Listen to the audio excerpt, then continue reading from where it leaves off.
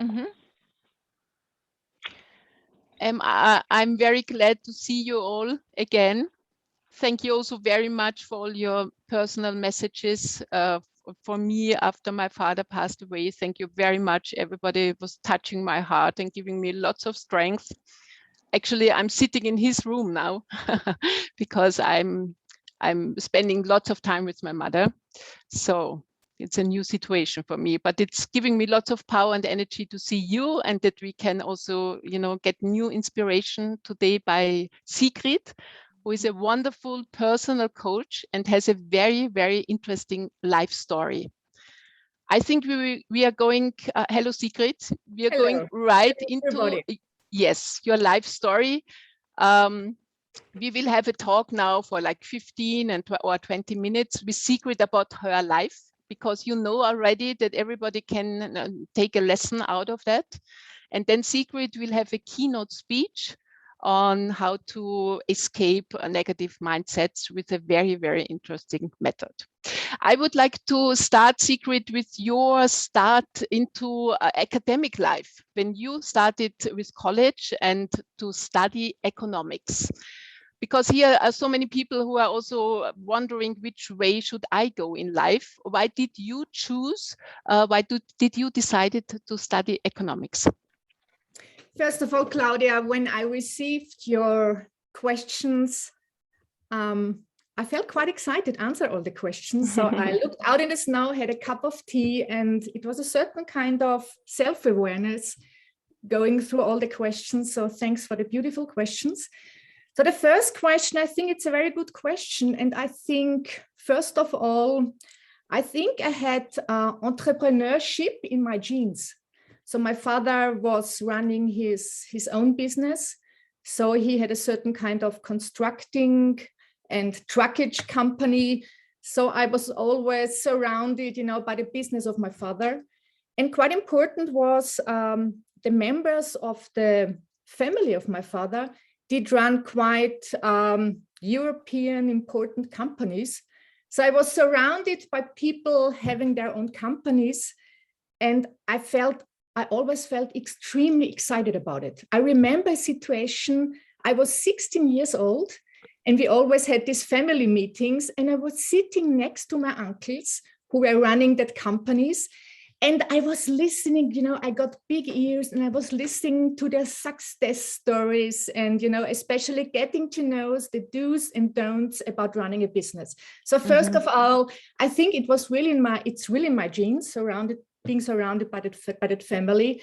Second, I felt impressed, as I already said. I felt impressed and excited by this kind of work. And when I was 16 years old, I already got introduced to Viktor Frankl. So Viktor Frankl is an Austrian neurologist. He invented a certain kind of therapy, what's called the logotherapy. It's a therapy based on the meaning of life. And I was already reading his important book, and he always said, when you get excited about something, it's just a very good sign that, this kind of job has a value. And I felt extremely excited in this family and, talking with my uncles about their companies. And I think especially the question, I was always raising the question, what are the right things to do to make a company successful? I was excited. I felt extremely excited. And I think afterwards, I realized that asking that question is the right explanation of leadership. Leadership when you're doing the right things, as Peter Drucker, a very important management professor, said. And I think I was extremely attracted by the mechanism of markets, especially by global markets, because my uncle were all running European companies. And I think quite important was I was not just excited. I had always good, great mentors in my life, which were my uncles. And they supported me in making the decision when I decided for business economics. And last but not least, I had quite a difficult father. He was not supporting me in my decision. And he said, if you want to study, you have to earn, your studies on your own. And I felt that I want to become independent of him. And I thought deciding for business economics is a good decision to earn at least, some good money. So very interesting. So lots of motivations. To feel the excitement is a good key and a good indicator that you are on the right track, and also that you want to show that you can get independent and have lots of strength to stand on your own feet. Very, very interested. So you have a very interesting biography then. You started to work in an agency for publicity and advertising, and then you became a key account manager at Johnson & Johnson. This is a pharmaceutical company now very well known for the COVID-19 vaccination. They are producing also these vaccination, and then you changed into the management of a big museum of modern art in Austria, the MAC. So there were quite some different positions, but always in business life. And as we were talking in these sessions about job interviews, I would like to know what job interview you yourself did was the most important one. And looking back, what do you think made the company decide that you are the one? Good question. I think the most important job interview I had was when I was applying for Johnson & Johnson. I remember that I was outside Austria and I did a publication. I did an advertisement in an Austrian newspaper. So you could apply for an international trainee program. And I remember there were 300 people applying for that job. And we all knew that they just will decide for 3 of us. And they did a certain kind of assessment center. So all the competitive people, you're surrounded by all the others. And I think one of the main reasons that they decided for me was education. I knew from my uncles, I'm so thankful to my uncles. They told me, be aware of what counts at the end when you're applying for a job you want to have is how educated you are. And I studied, as I said, business economics first in Linz, and then I applied for a semester at a very well-known university in Switzerland, which is the university in St. Gallen. So I got actually paid by the Austrian government. So they decided scholarship. You got a scholarship. Yes. And it was extremely demanding because you had to write a certain kind of paper. And when I knew that 3 people have the chance to go to St. Gallen, and my father again said, you have to pay for it. I don't pay. I got this scholarship, and this was extremely important when Johnson & Johnson realized that I did 1 semester in St. Gallen, and they knew that not my parents paid, but I organized it. I made it that I had 1 semester in Switzerland at this very famous university. So education was extremely important. The second thing was experience. Again, my uncles told me, when you apply for a job, it's not that not just university is important, but you have to have experience already. And that's what made me decide that I can really say that I spent all my my leisure time and my holidays mostly abroad working for international companies. In which positions? What did you do there? I was working in sales. I was working in marketing. I just told them, I'm a student. I'm right now in Switzerland. I think I have a lot of abilities. Give me a job, and I applied I applied during my holidays for different jobs, and I got the chance. So this was extremely important that people realized, I was not just going on a beach on my holidays. I really can say I mainly spent my holidays working abroad for different companies during my studies. This was the second point. The third point, extremely important, I believed in myself. It's so important because, being surrounded by other competitors, I knew, and thanks again to Viktor Frankl, that I knew about my capabilities. And I knew that I have a lot I can offer, and I just believed in myself. And this was important. And fourth, very important, you have to prepare for this kind of, job, for this kind of job interview.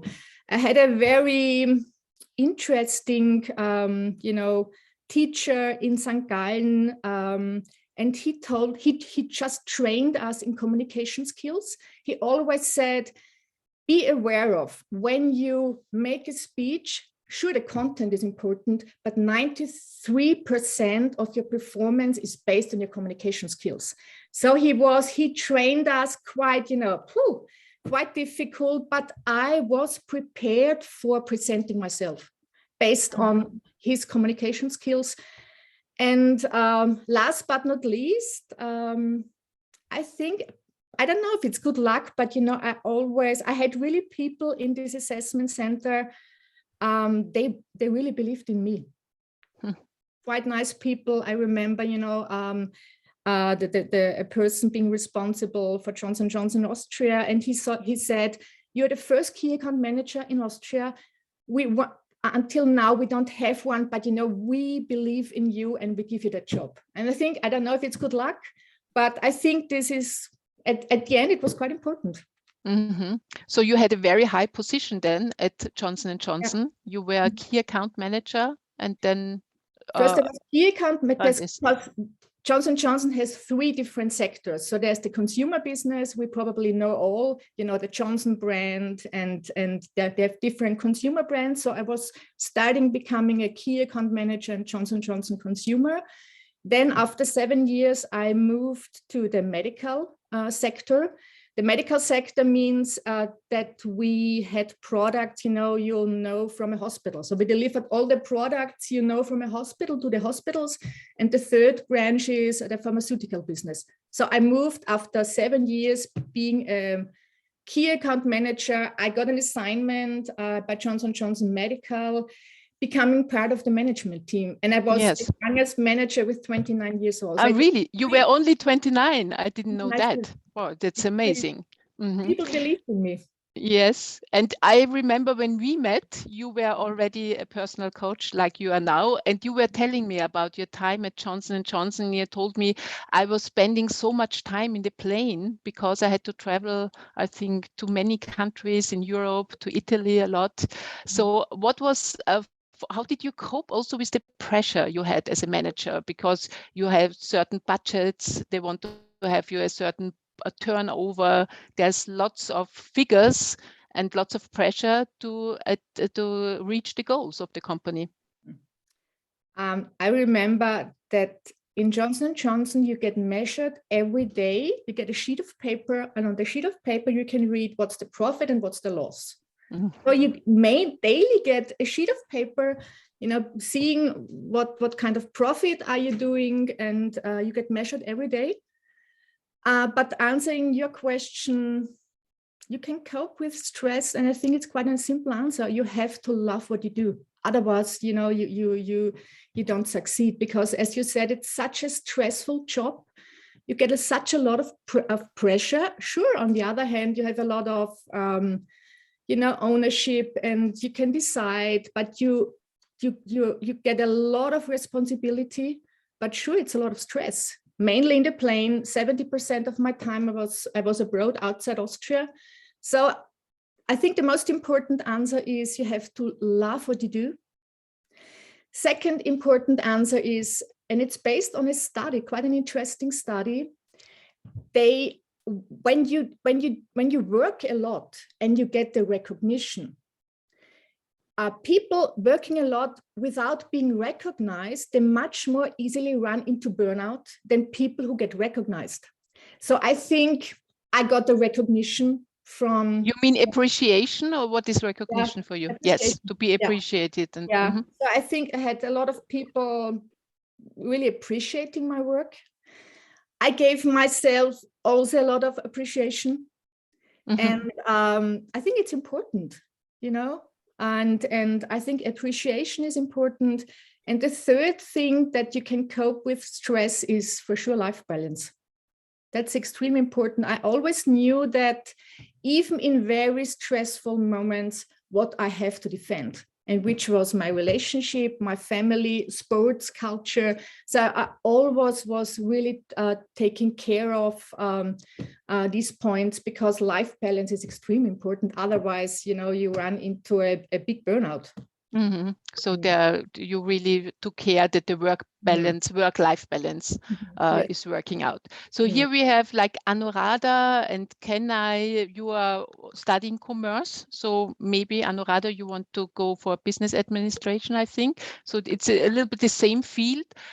What kind of character do you think should a person going into business, into manager should have? What skills, what talents to be good for this job?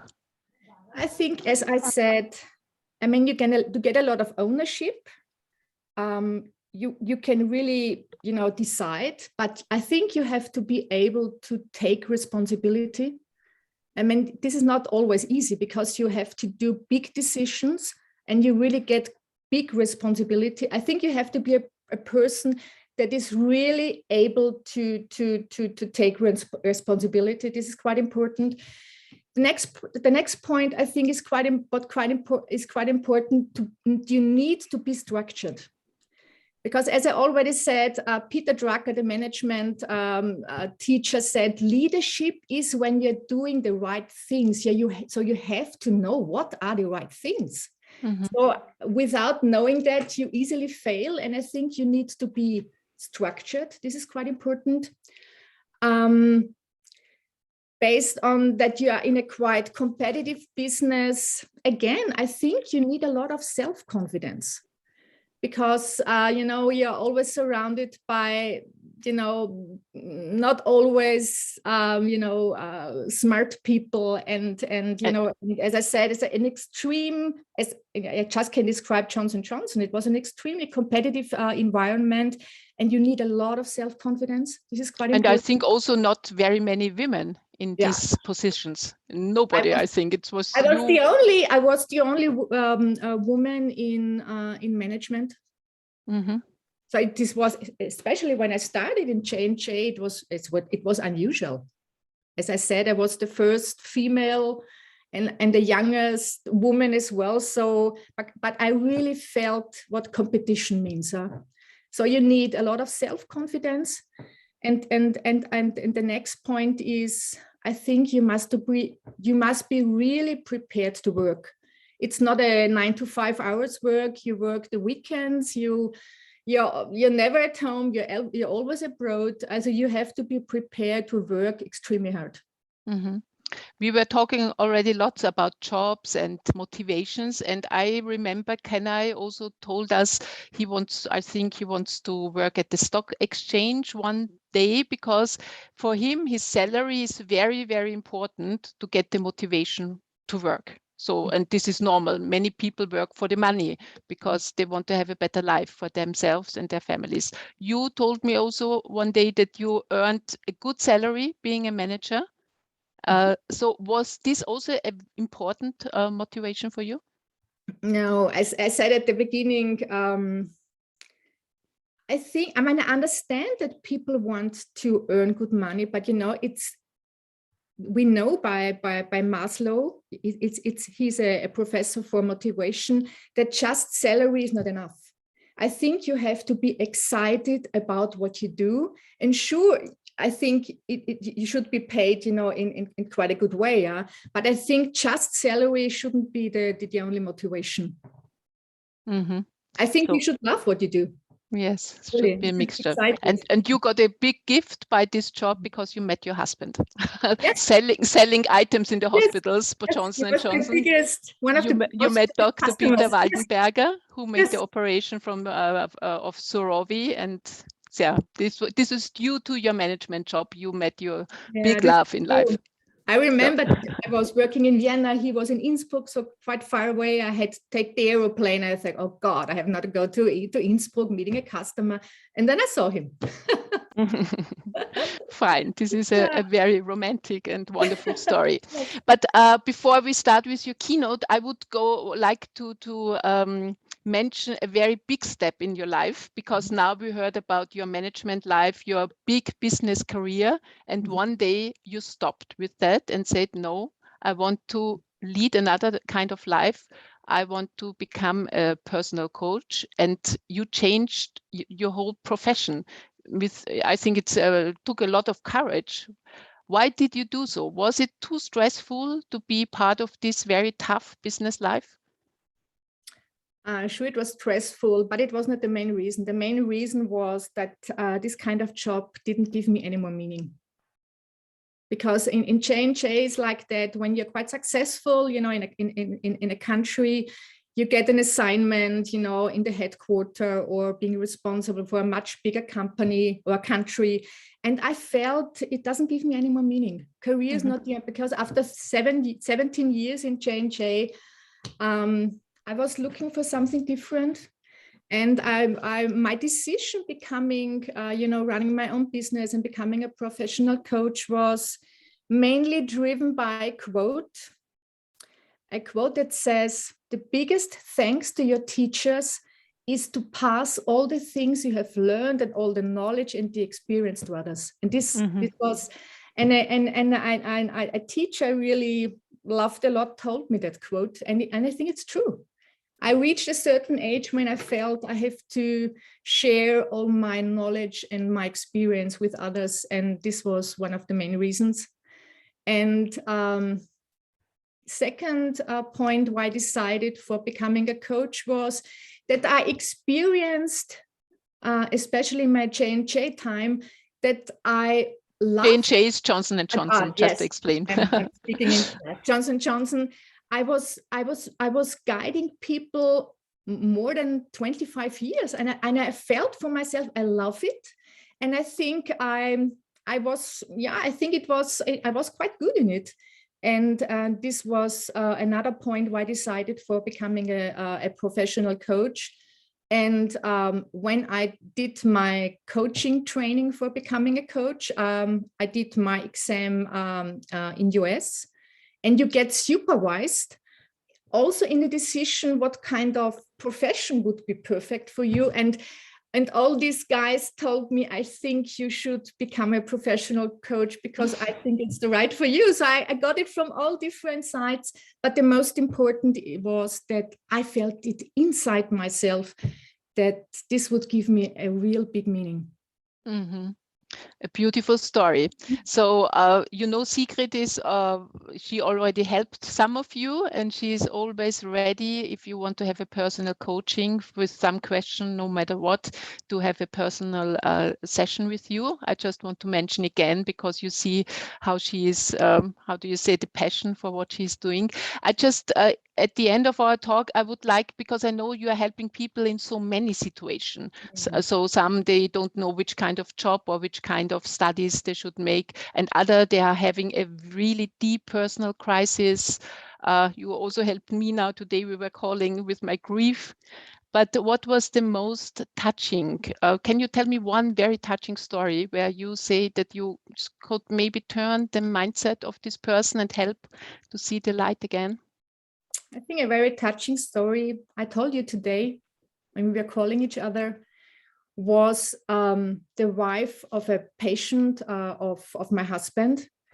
And so the patient of my husband suffered from cancer, and he died 3 years ago. And his wife dedicated all her time to the husband. She didn't have any job, no friends, no children. And when this person passed away, she phoned me 2 days afterwards, and she said, I decided that I don't want to live anymore. And this was so touching because I could understand. It was such a big pain. And for me, it was quite a big challenge when you are, when a person is sitting opposite of you, telling you, I just came to tell you that I made a decision.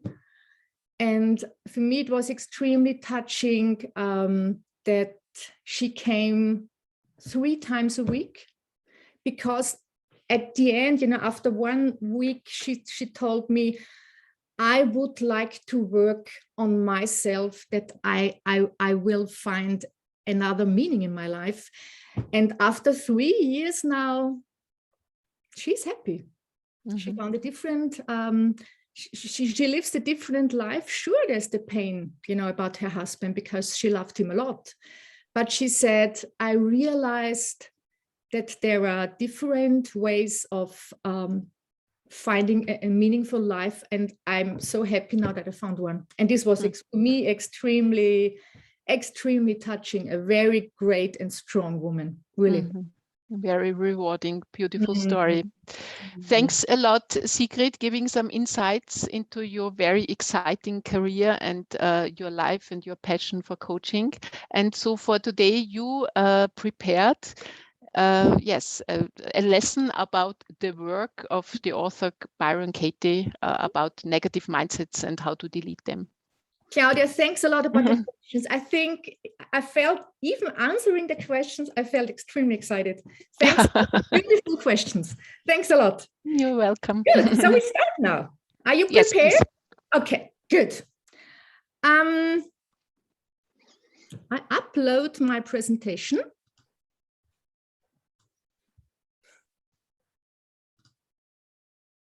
Are you seeing it? Wait. No, you seeing it? You're seeing it now? Yes, I see it. Yes, I see it. Yes. Okay. So was there a question? No. Okay. So when I told you already, I did a professional training to become a coach. And in this training, we learned a lot of different therapies to address people's concerns and problems. And I know that 2 therapies impressed me most. And on the one hand, you heard already today about Viktor Frankl. So he was an Austrian neurologist who invented a certain kind of therapy that's called the logotherapy, a therapy based on the meaning of life that excited me extremely. And the second type of therapy that excited me really was a therapy that's called the work. And as Claudia said, by Byron Katie. Byron Katie is an American teacher, and she invented this kind of therapy in 1986. And I decided today for this kind of therapy because based on my experience, and I saw a lot of coaching sessions with Byron Katie, I think it's a therapy that it's quite simple. It's extremely effective, and it's extremely helpful. And that's why I decided for today's vocational training for present the therapy, the work by Byron Katie to you. So this is the main reason why I decided for the work. So very important, what is the therapy about? I think very important, quite quickly explained what the therapy is. The work is a form of therapy that, or even a technique that mainly, it's used for other things as well, but it's mainly used to release all sort of problems. So the work believes that personal stress or personal problems, whatever stress it is based on negative thoughts and negative and limiting beliefs behind that stress. So this is extremely important. So the work is addressing problems, and they address it in that way because the work is convinced that you have stressful situations, not only because of the stress itself, but based on the negative thoughts and the limited beliefs you have behind that stress. This is extremely for you important to remember. So they are addressing the negative thoughts and the limited belief behind that stress. I get often asked, why is the work addressing the negative beliefs and the negative thoughts? The work is convinced that Stress is not caused primarily by a situation or the reality itself, but by negative thoughts of limiting beliefs we have towards a situation. So this is really important. And Byron Katie says it in quite a nice way. She says, the work is convinced that stress, she says, it's never the situation itself what makes you suffering, but the story that you tell about it. So for example, I tell you an example. I'm mainly living in Vienna, and my husband is living in Salzburg. And in the evening, before going to bed, we always call each other. And I remember one situation that he was not calling me.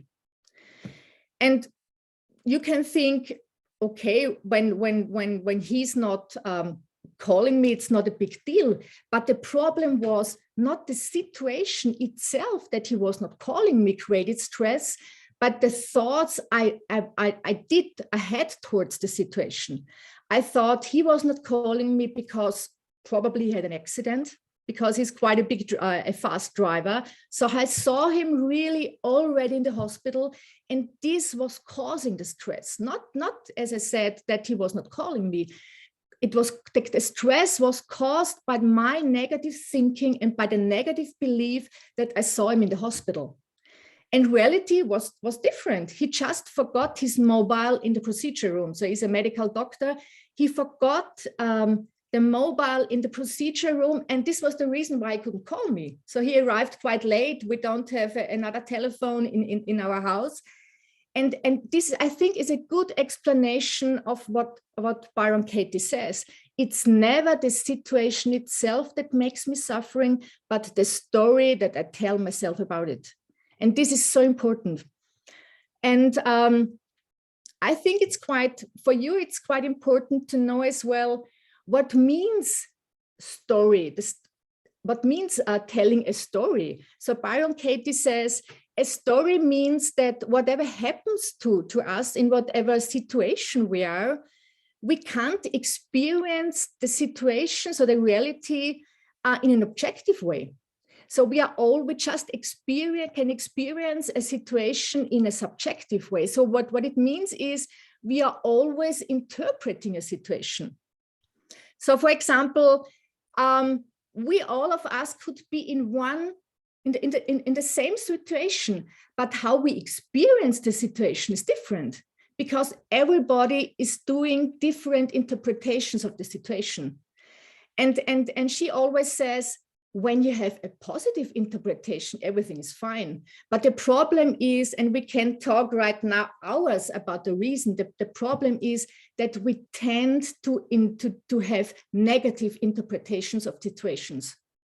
So this is quite important that you always experience situations in subjective ways, as I said, because you're interpreting the situation. And this interpretation of the situation, this is what she means by story. So it's always your interpretation and your story behind the situation. If you do it in a negative way, that's what makes you suffering. And it has quite an interesting person. He's Austrian American. It's called Paul Watzlawick. I don't know who knows Paul Watzlawick. He wrote quite an interesting book with the name How Real is Reality? How real is reality? What we experience, what is reality? We only can experience subjective realities. So we all have different realities because we're interpreting always different. And so she says the situation, the interpretation of the situation makes you suffering.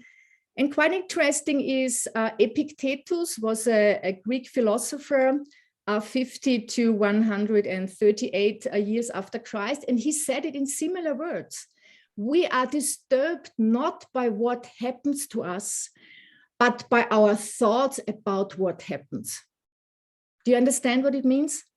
So this is really important. We're not disturbed by what happens to us, so by the situation. So example with my husband, that he was not calling me, but we're disturbed by our thoughts about what happens. So again, my thoughts were, surely he had an accident, he's in the hospital, and this made me suffering. But at the end, reality was different. So this is quite, because this is now the main insight of the work. Because for sure, there are different types of therapies, and all these therapies address problems in different way. So the main insight of the work is that they are convinced that when you are suffering, it's basically mainly based on the negative thoughts you have towards the situation. The next question is, it's not always so easy to address negative thoughts, because negative thoughts, we are not always conscious about negative thoughts. And Byron Katie is convinced, and I think she showed it in a lot of coaching sessions, and I'm working with the work as well with my clients. She invented 5 questions, and these questions make you realizing your negative beliefs. So I put it on the screen right now. The 5 questions are, and explain it afterwards, because afterwards we will do, and I'm quite excited about it, we will do a group coaching with all of you. So I don't want to show just a one-to-one coaching in this session. I decided to do a group session with based on the work with all of you, just to get that everybody gets the experience what these 5 questions mean. So the first question, what she's asking, and let's say you have this kind of I go to the other question, to the other chart. Let's say the problem statement is, I'm angry with a person. Let's call him Paul, because Paul isn't listening to him. So I just decided for quite a simple statement. So a statement of a client can be, I'm angry. I have to go back. I see, I explained too much. Is, I'm angry with Paul because Paul isn't listening to me. The first question, what Byron Katie is asking you, what is extremely important about yourself, is if you ask yourself, is it true that, for example, this person, Paul, is not listening to you? And we go more in detail when we do the group coaching afterwards. So this is the first question. And the answer to the first question is always yes or no. And based on my experience, people mostly stick to yes. Yes, they are convinced. That's the main reason why they have this problem statement and why they come to a coaching session. So the answer to this question is mostly yes. That's the reason why Byron Katie has a second question, going more in detail, and she asks you, can you absolutely know? Can you be 100% sure? And this makes a little bit different. We will experience afterwards in the session. Can you be 100% sure that it is true, that based on that example, that it is true that this person, Paul, is not listening to you? Can you be 100% sure that he's not listening to you? Third question, and the second question, you always can, you always can answer by yes or no. But the second question, based on my experience, always makes a difference, because people start, thinking about, and they start not being very sure if their statement is really true. So just asking, can you be 100% sure that this statement is true?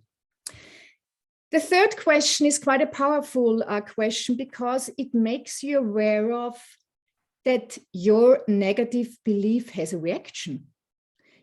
How do you react what happens when you believe that thought. When you believe that thought, it has an influence on your reactions, on your life, on your emotions, on your feelings. So when you decided for this negative thought, and I think extremely important is the negative thought is done by yourself. Nobody else is forcing you to have this kind of belief. So you decided to have this kind of belief. And she always says, you are the decision maker. You can decide if you think this way or that way.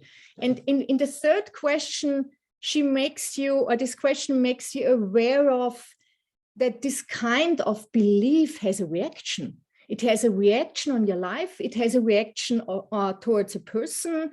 It has a reaction on your feeling. And you realize what kind of negative reactions you have based on a negative belief. And the fourth question is, and this is quite strong as well, asking yourself a question, who would you be without that thought? Because during the session, you make the people aware of that probably this kind of negative belief is not true. And the fourth question, just asking yourself, who could I be or who would I be without that negative thought makes a big difference. And there are so powerful answers based on that questions. And in general, people really realize that, you know, their life, their relationship to a person, their feelings would be totally different if they could get rid of the thought, if they decide not to have the thought anymore. And the fifth point is, Byron Katie is calling it the turnaround. Sometimes when you Google the work is mostly explained by the 4 questions and the turnaround. I just decided it's more simple if you say it based on the work that there are 5 questions. So the 5th question is called the turnaround. Turnaround means that you should change, you should turn the statement you had at the beginning, you should turn it around. And I just show you on that chart how it could work. Let's take again this problem statement. I am angry with Paul because he's not listening to me. So a turnaround can be done in 3 different ways. You can turn around the statement to yourself. So this statement, I'm angry with Paul because he's not listening to me, turn around to yourself is probably it's much more true that I should listen much more to myself.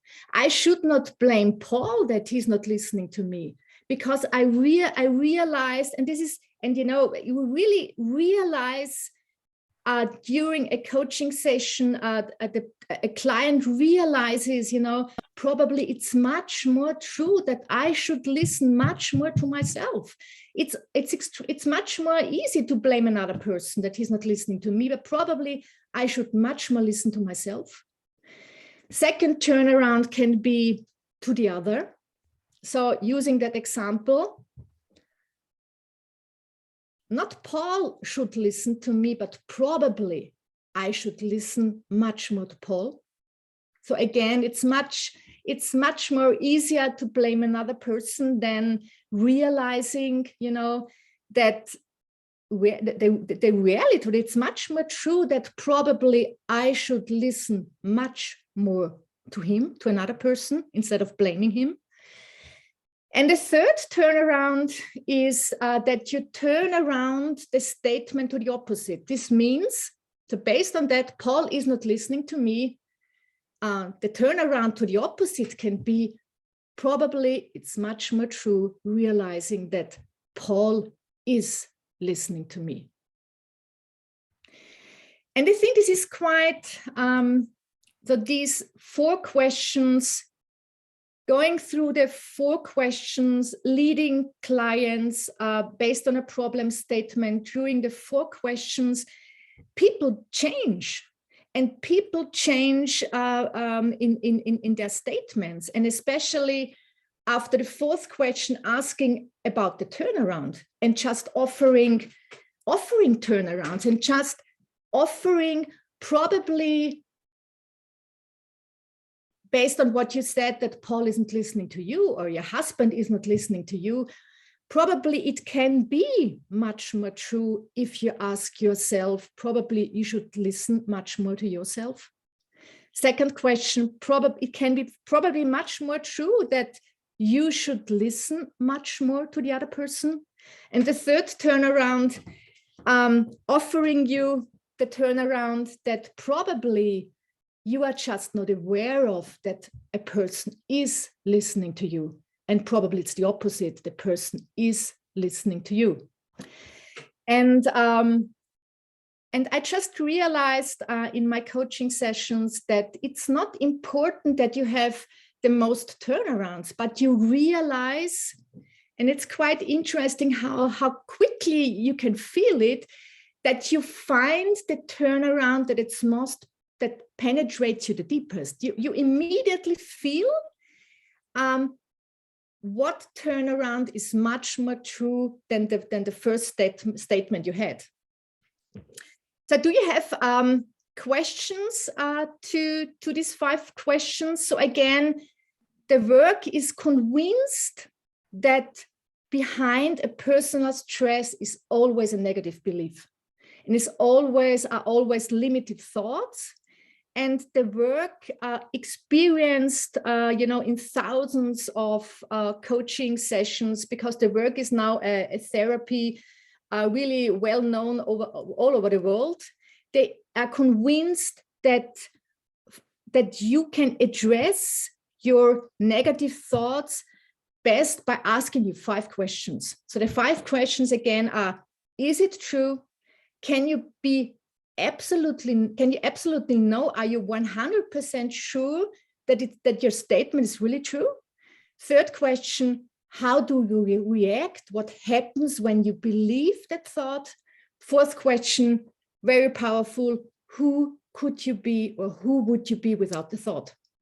And then the turnaround, just experiencing different turnarounds based on your statement. So the turnaround to yourself, a turnaround to the other, and a turnaround to the opposite. So this is basically how the work, it's quite funny, how the work works. Yeah. Mm-hmm. Do you have questions, or do you understand the main insight of the work and the 5 questions? As I said, what we're doing right now afterwards is that I guide you through a problem statement based on the work and based on the 5 questions, that you get an experience what kind of influence just asking you the 5 questions make on your statement. Questions? Are you prepared for this kind of group session? Sure.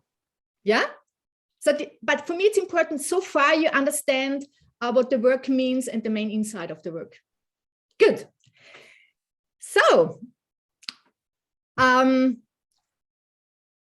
we make a kind of group session now, and I offer that we take the same statement. The statement, as I mentioned already, I'm angry. So I'm angry with a person because he or she is not listening to me. So guiding you through a group session and a group experience, I just it would be much, I think, the easiest way that we all take the same statement, because I'm convinced that all of us know situations when we have the feeling that a person is not listening to us. So I would like that you make yourself comfortable, take everything away what you have in your hands, make yourself comfortable, lean back when you're sitting in a chair. You can even close your eyes I think it's quite helpful closing your eyes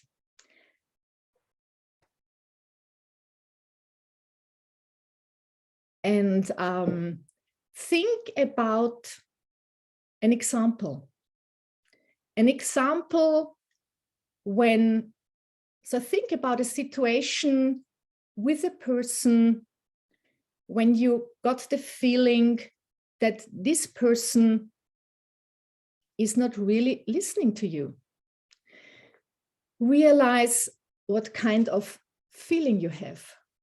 Probably you feel that you are angry, you feel frustrated, you feel sad. Just realize the situation, see yourself in the situation with the person.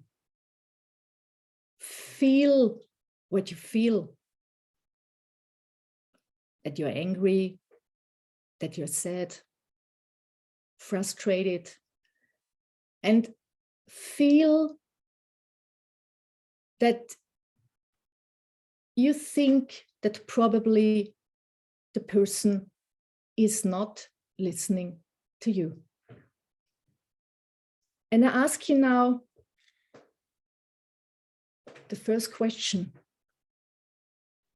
Is it true that this person, that he or she is not listening to you? So as you consider the situation again, ask yourself, is it true that he or she is not listening to me? Be still. Take some time. Think about it again. Discover probably a truth inside of yourself, inside from the deepest part of yourself. Probably it may not coincide with anything you've ever considered before, but ask yourself just again, is it true that this person is not listening to me? And answer this question by either yes or no. If your answer is no, and you stick to the statement you said before, I will ask you a second question. All the others that decided to answer this question by no, just follow the second question. So my second question is, can you be absolutely sure?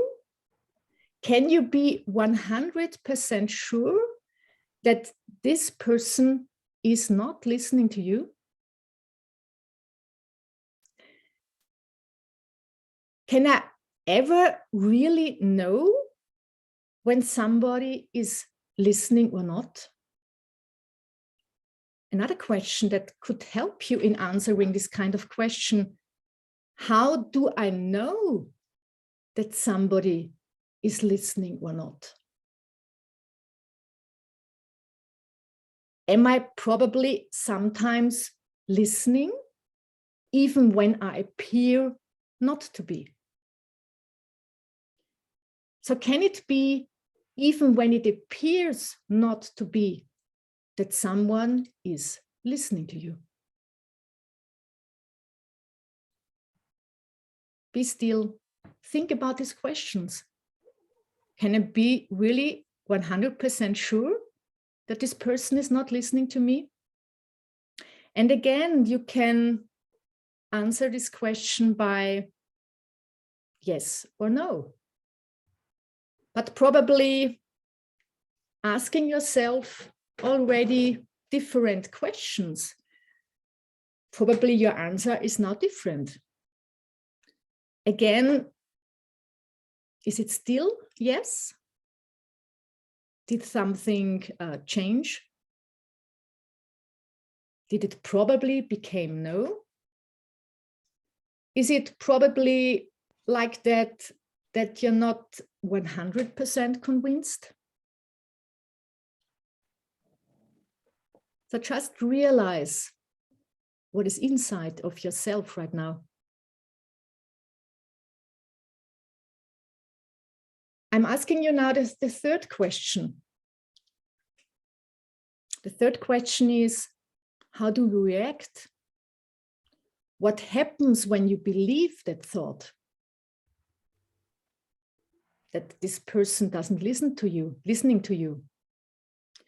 Ask yourself or realize what your reactions can be. A reaction can be that you treat, the question, I think quite an interesting question can be, how do you treat him or her when you believe that he or she doesn't listening to you? Notice, be honest. How do you treat that person when you are convinced that he or she is not listening to you? Can it be that, for example, you start talking faster, talking louder, lose patience? Can it be that you probably try to force him to listen? Can it be that you start interrupting him or her, punish him, ignore him? And also witness how you treat yourself in this situation and how that feels. Can it be when you're convinced that the person is not listening to you, that you probably shut down, isolate yourself, that you start feeling angry, feeling lonely, feeling frustrated, feeling sad, even feeling depressed?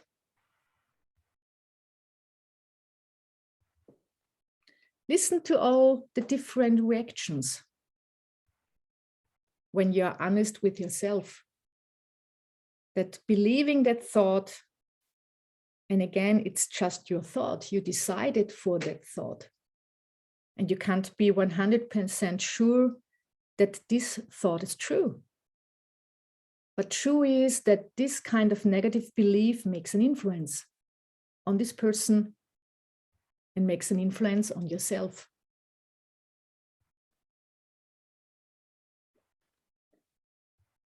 And I ask you now the fourth question. Who would you be without the thought? I think this is a very powerful question. Wait, who could you be without the thought? If you don't have this negative belief anymore, who could you be? Who would you be? Imagine just yourself for one moment without the thought. Imagine yourself standing in front of the person, thinking, probably he's listening to me. I don't have this negative belief anymore. Consider who you would be in the same situation without that thought. And how this is changing your feelings towards yourself, towards the person, probably the whole situation, probably life in general. Realize who you could be without the thought. How is the situation different? And probably you experience that this feels much kinder than before.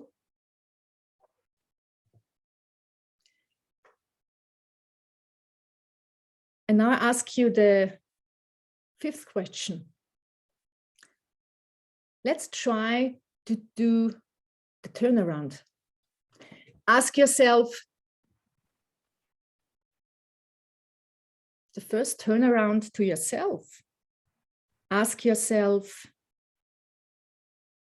can it be that I should much more listening to myself?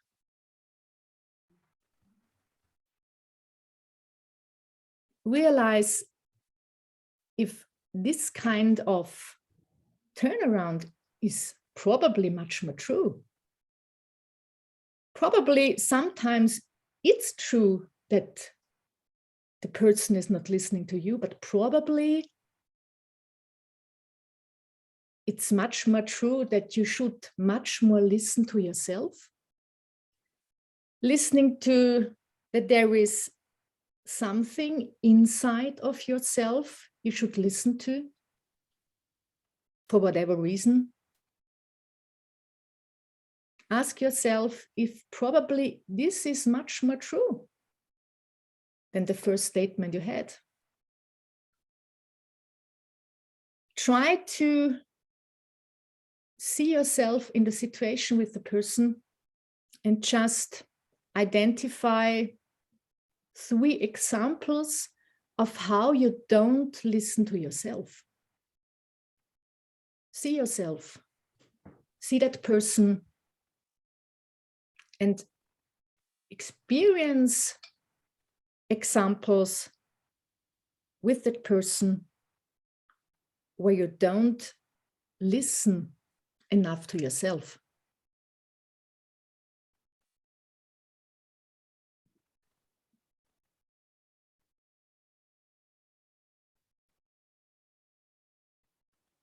Another turnaround.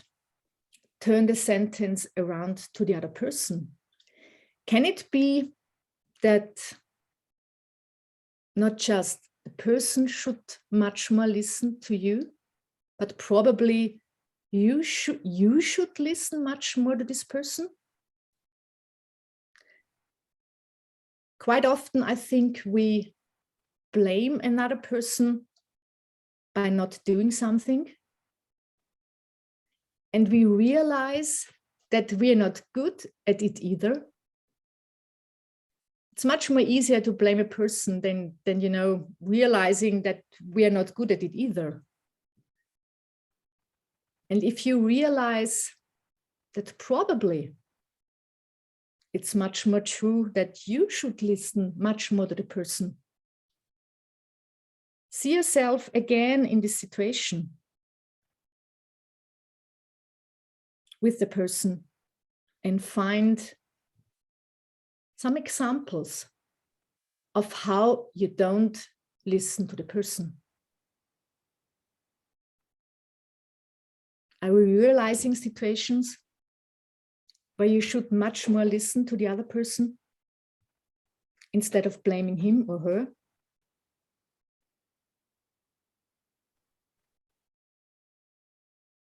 And the third turnaround, turn it around to the opposite. Probably it is like that this person is listening to you.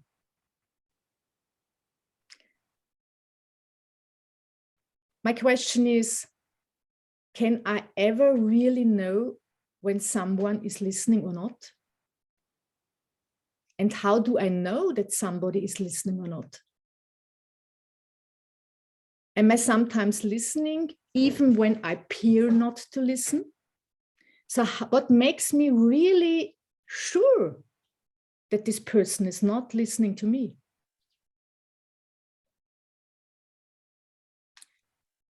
So find again examples with the person when you realize that when I'm honest with myself, I think he or she is listening. And it just appears that he's not listening or she's not listening. Find examples when the person is listening to you.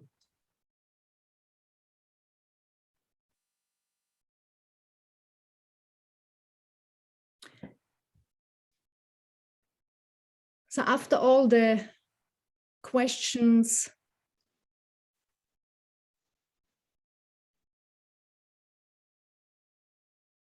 realize what kind of feeling you have now. Do you stick to the statement you said? Did the questions change something inside of you? Are your feelings now different? Did you learn probably something about yourself?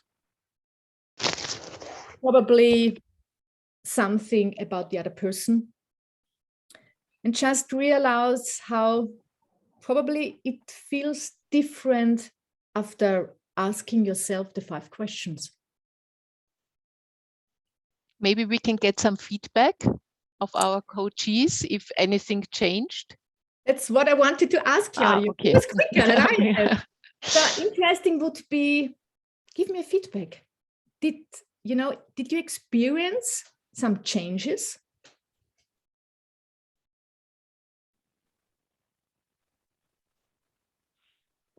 Did the 5 questions change something? No, I don't. Could you think about the person where you have the feeling she doesn't or he doesn't listen to you, and then somehow try to turn it or get a new revelation about this?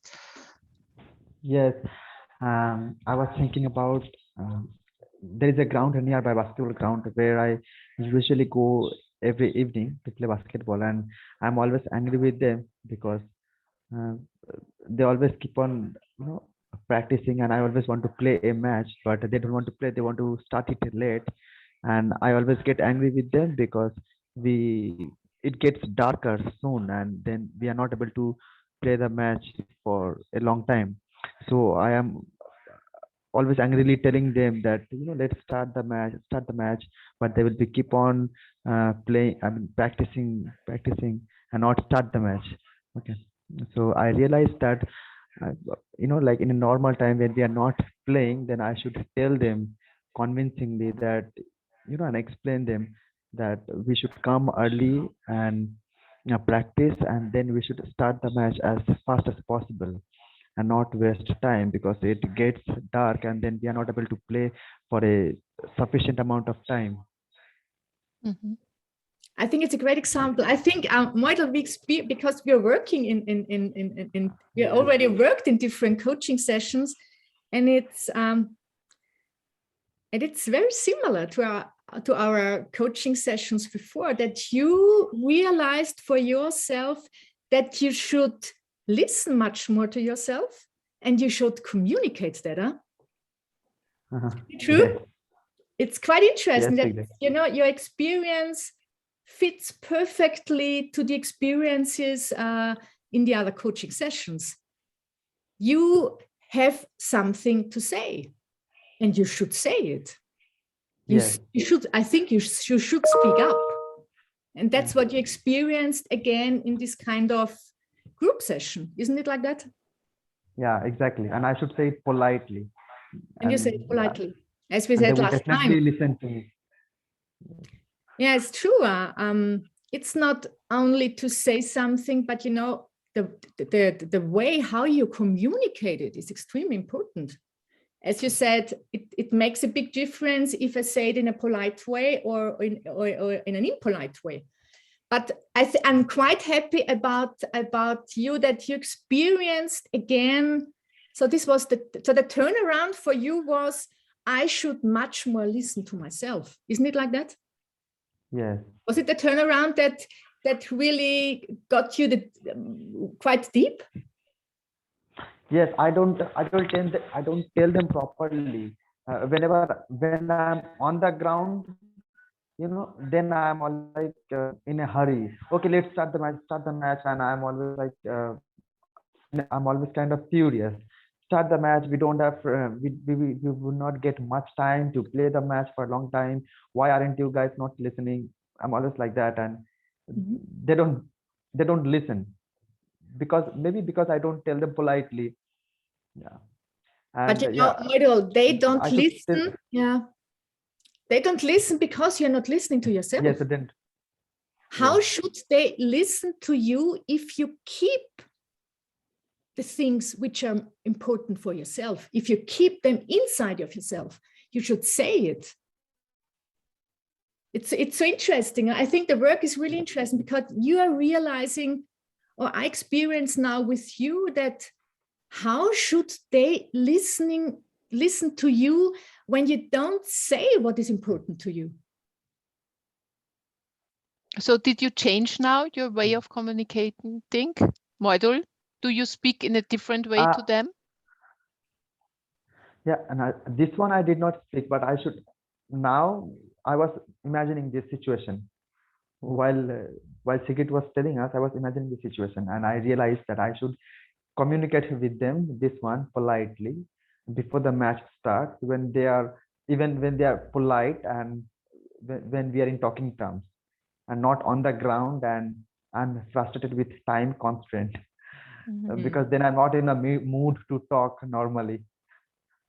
So the whole attitude has to change, Sigrid, isn't it? Isn't that the point, this turning point, that your attitude, the way you tell something, has to change? I think it's also important in business, in the field of business. When the client says no, but still I have to turn that no to you, yes, and I have to be polite and I have to convince them. Thank you so much. It was helpful. The question is, because you tell us now that you are always in a hurry concerning that match, and you decided not to say anything because it's not a lot of time. Yes. I'm now interested. I think that there is another belief behind the decision not to say anything. I think because we're doing the work now, yeah, I think that the decision, even when we are in a hurry not to say anything, you have a belief behind the decision. And what is the belief? What is your belief model? I remember it from the last coaching session. You have there is a negative belief why you decide not to say anything. And the belief is, you remember? What is your belief behind the decision? I didn't talk to them only about this. I think, Michael, didn't you say last time we had can I tell it in front of the group? Is yes. it fine when I tell it in front of the group? You decide now. And what is that actually? You did. What is that? Now you told me last coaching session, that you have sometimes arguments with your roommates. You remember? Yes, Biswajit is here. Biswajit is laughing. Okay. Can we say, or shall we switch to another example? We want to know now. Now we are curious. It's a very open way of conflict, solution of conflicts. Yes. Also, the roommates here are curious, I think. The roommates are here. Okay. But we even can decide not to say it in front of that group. But important for you, Moidul, is asking you the question. There is a negative belief behind the decision why I don't want to say anything. A negative belief makes you decide. Because I feel dominant. Yeah, because I feel dominant. That maybe I'm dominating over them because I'm telling them all the time. So and I don't want to feel dominant. Yeah. Thanks that you said. I remember. Yeah. From the last coaching session, you think, and extremely important is that you think it. You believe or you think that you are dominant when you tell a truth to somebody. And we realized it is not at all dominant. Yes. But again, this is a very nice example that Moidul decided to say anything based on a belief. And his belief was, I don't say anything because when I say something, I think I'm penetrate, Interesting, huh? And when we solved, and when you got rid of this negative belief, the whole situation changed. You remember? Yes. This is quite interesting, huh?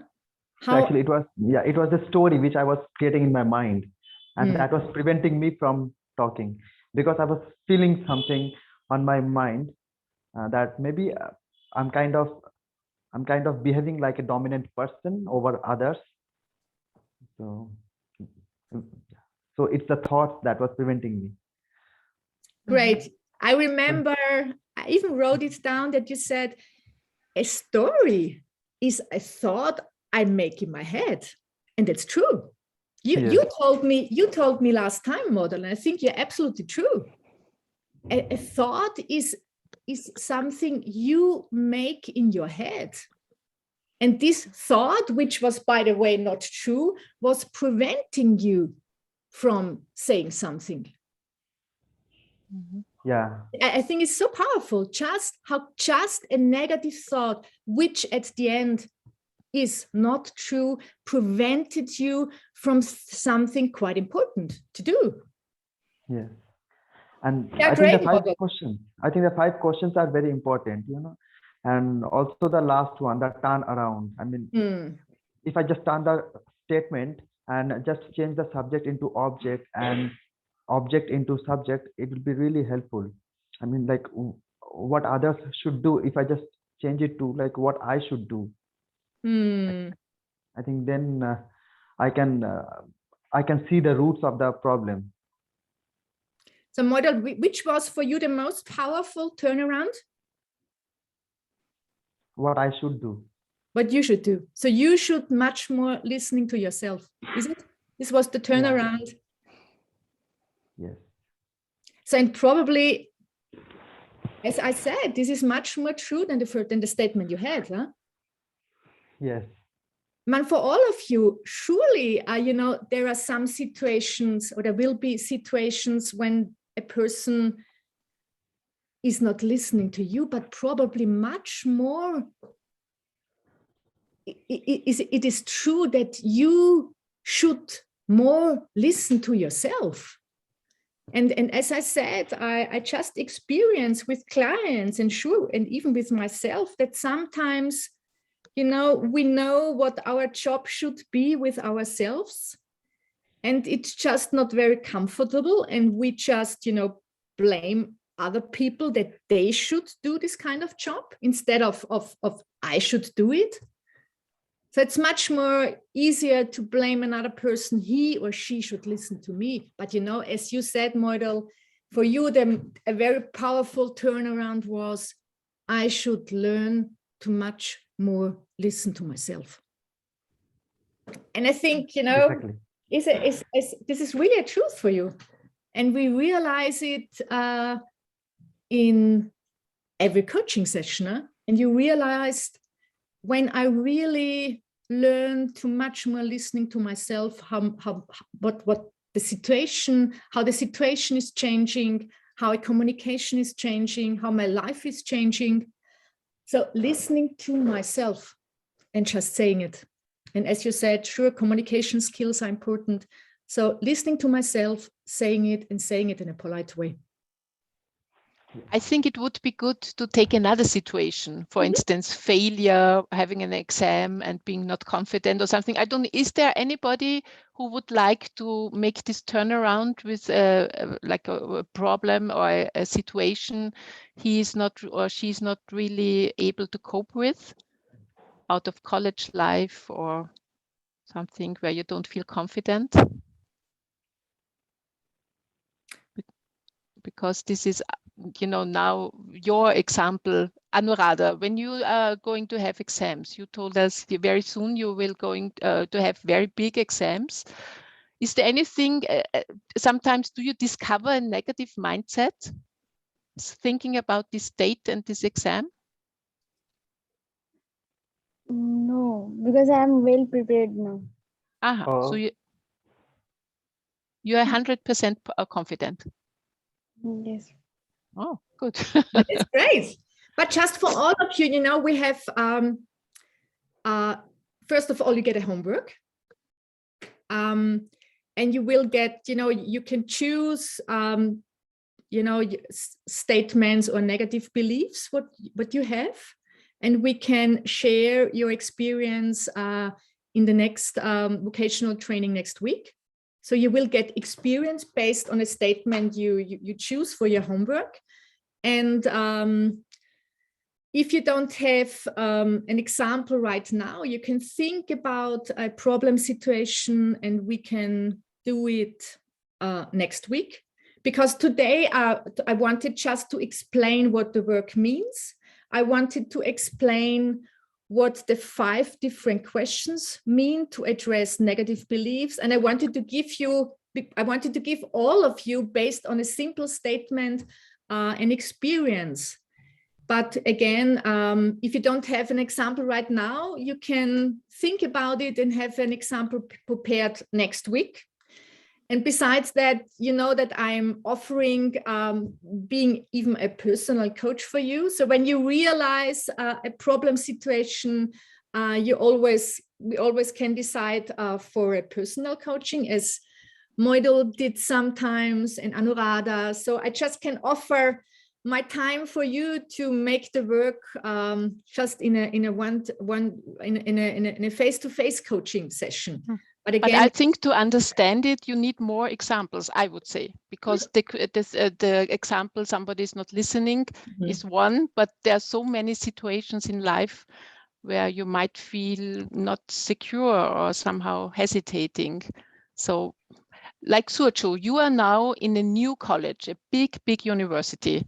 Is there anything sometimes you are afraid of being wrecked, for instance? This is also a very, very frequent topic when the students are talking to me, or of not being up to the mark for everything what is expected by you from you now? Yeah, actually, I'm not worried about ragging. It's a ragging-free campus, but I'm very much worried about the status of the student when mostly now there is a one canteen open in our whole campus. So all the faculties and the students, they all together come in that canteen. So I'm very worried about means how I see to them that they are different and I'm different. So every time these thoughts goes on in my mind. So you are worried now because you told me there's now a big canteen. And now you are meeting everybody who is also studying. It's a huge university you are in now in Mumbai. But what are your worries? What are your worries exactly? His exact worries is I'm they worried are about means very rich, and they are worried. rich and they are asking you for your background. And they might ask you for your background that you say you are the son of a farmer and you are supported by an NGO or something like this. I mostly tell them, but I'm very afraid. I see myself that I have to be I have to concentrate on my study very much, because most of the time after my dinner or any lunch, most of them they like to spend time by walking. But most of them have their left assignment, but I think it's a good example, Sigrid. Maybe you can tell us. You get nervous. Did I get it? You get nervous by people asking you eventually about your background? Yes, students now. He is now in Mumbai in a very famous university, and the students usually come from rich families. So he's kind of afraid that they ask about his real background and maybe then look down on him, I think. Did I tell it right? Yeah. Yes. Okay. So, Sigrid. Are you sitting in front, next to a person? You're sitting, in the canteen at university. I'm quite interested. How are the people treating you? Think about some people. How are they with you? How is the conversation? Are they polite? Tell me something about it. Now most of them are friendly. So most of people are friendly. Yeah. Tell me, how do they express that they are friendly? What are they saying to you? What is the communication? Just tell me examples. They said about their families, what their fathers are doing and what they will do after college, and what are the job opportunities there is for them, or what if they don't pass out from this college, what they will do. So these all things worries me, what I will do at the same question if I am asking myself. So they're just sharing their thoughts. You are sharing, probably fears you have after university. But as you said, it seems to be quite a friendly atmosphere. Yeah. they're not treating you in a, in a bad way, no? No. They're talking to you in a friendly way, huh? And Yes. they even express the fears what they have, after university. So they're quite honest. They express the fears they have.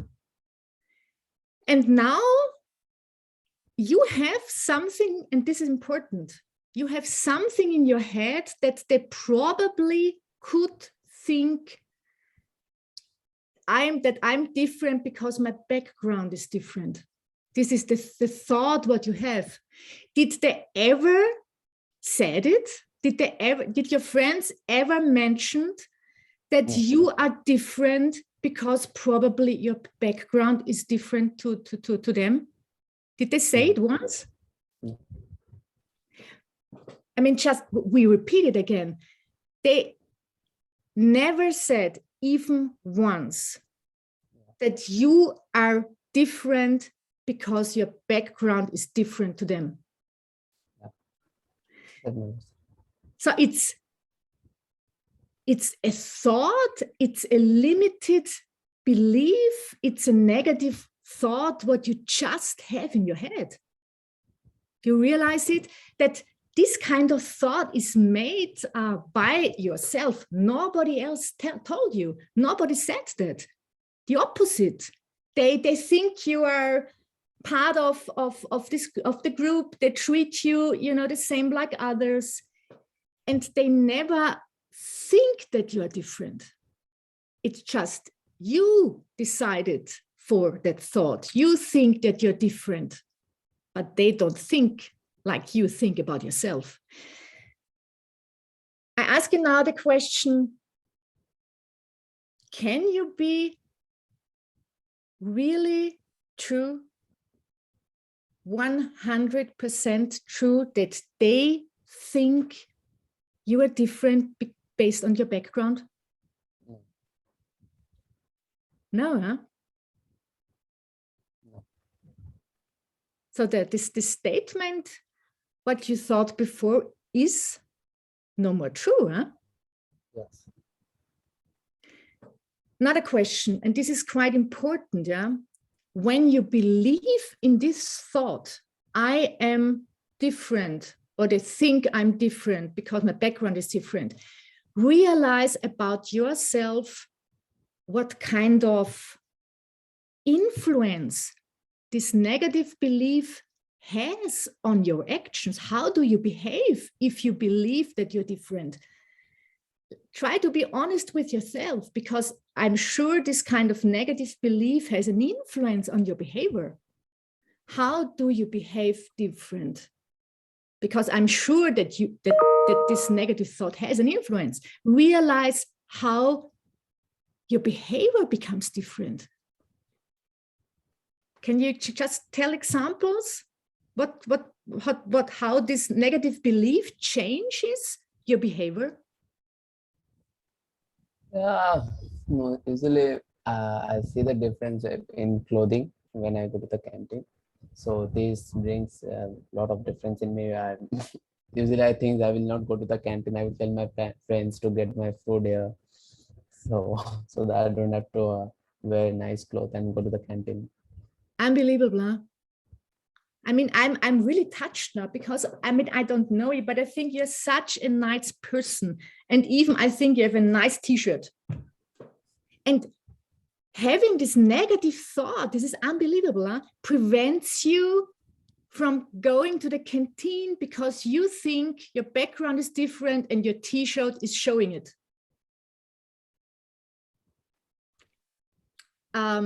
Another influence. So influence is that you don't even go to the canteen anymore based on the negative thought. Realize other examples. What influence does the thought have again?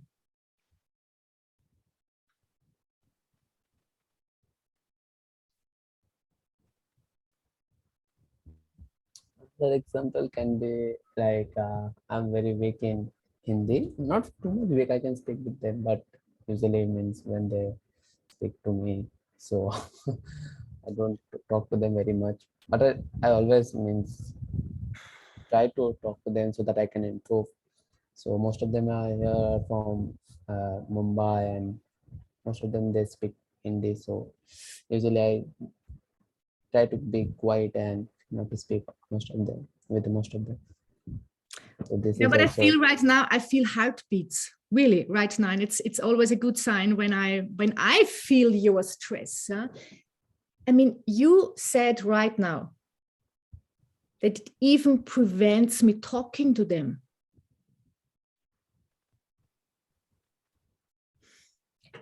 And again, for all of us, these are, you know, the influences based on a negative thought you made in your head, and you realized by the second question that it even is not true.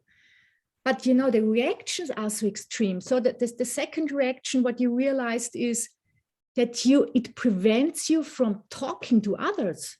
You don't go to the canteen, but the first one, because you think that you don't have, you know, a perfect t-shirt like they have, probably in a, I don't know, big brand, whatever. And the second thing is it prevents you from talking to them. And I think, as I said, I don't know you, but my feeling tells me that you have a lot to say. And my feeling is that I think these people, and they are behaving in quite a friendly way, you know, they are interested to talking with you. They're interested in talking with you. So it prevents you from even talking to them. Tell us other examples to realize what influence a negative thought can do, can be. Sigrid, what prevents him from talking to people is also the language, because there the people speak mostly Hindi. And Moidul, sorry to interrupt you. We're speaking about his beliefs. Now you speak about, Moidul, now you speak about your beliefs. No, he just wanted to explain the problem, because he was not sure, Moidul, that you understood, Sigrid. It's also a language problem, because in Mumbai they are speaking Hindi, and Surchu is raised in Bengali in Kolkata. So it's also an insecurity if he can be understood, because his Hindi is quite weak. That's what he wanted to explain. But do you realize that when you speak in Hindi, that you know, your friends don't understand you, or that probably they don't want to talk with you anymore? But I'm no, afraid, they understand me, but I'm afraid if some word comes out, then they will make it fun, and they will sometimes, and other times they will laughing. Okay, probably they think it's funny how you say it. No, it's not funny. I can speak with them, but if by mistake any typical sound comes out, then they will make a fun of it most of the time. Okay, but I just have to explain, the Surchu just arrived in this university. You arrived 1 week ago or 10 days ago. Yeah. So you're really new there. So now everything needs adaptation. So okay, but important again. Even when you speak differently, you know, it doesn't prevent them speaking with you, huh? Yeah, please. But it just prevents you speaking to them. Yeah. Right now, you even said, yes, okay, probably sometimes they laugh about me, but it doesn't prevent them speaking with me, huh?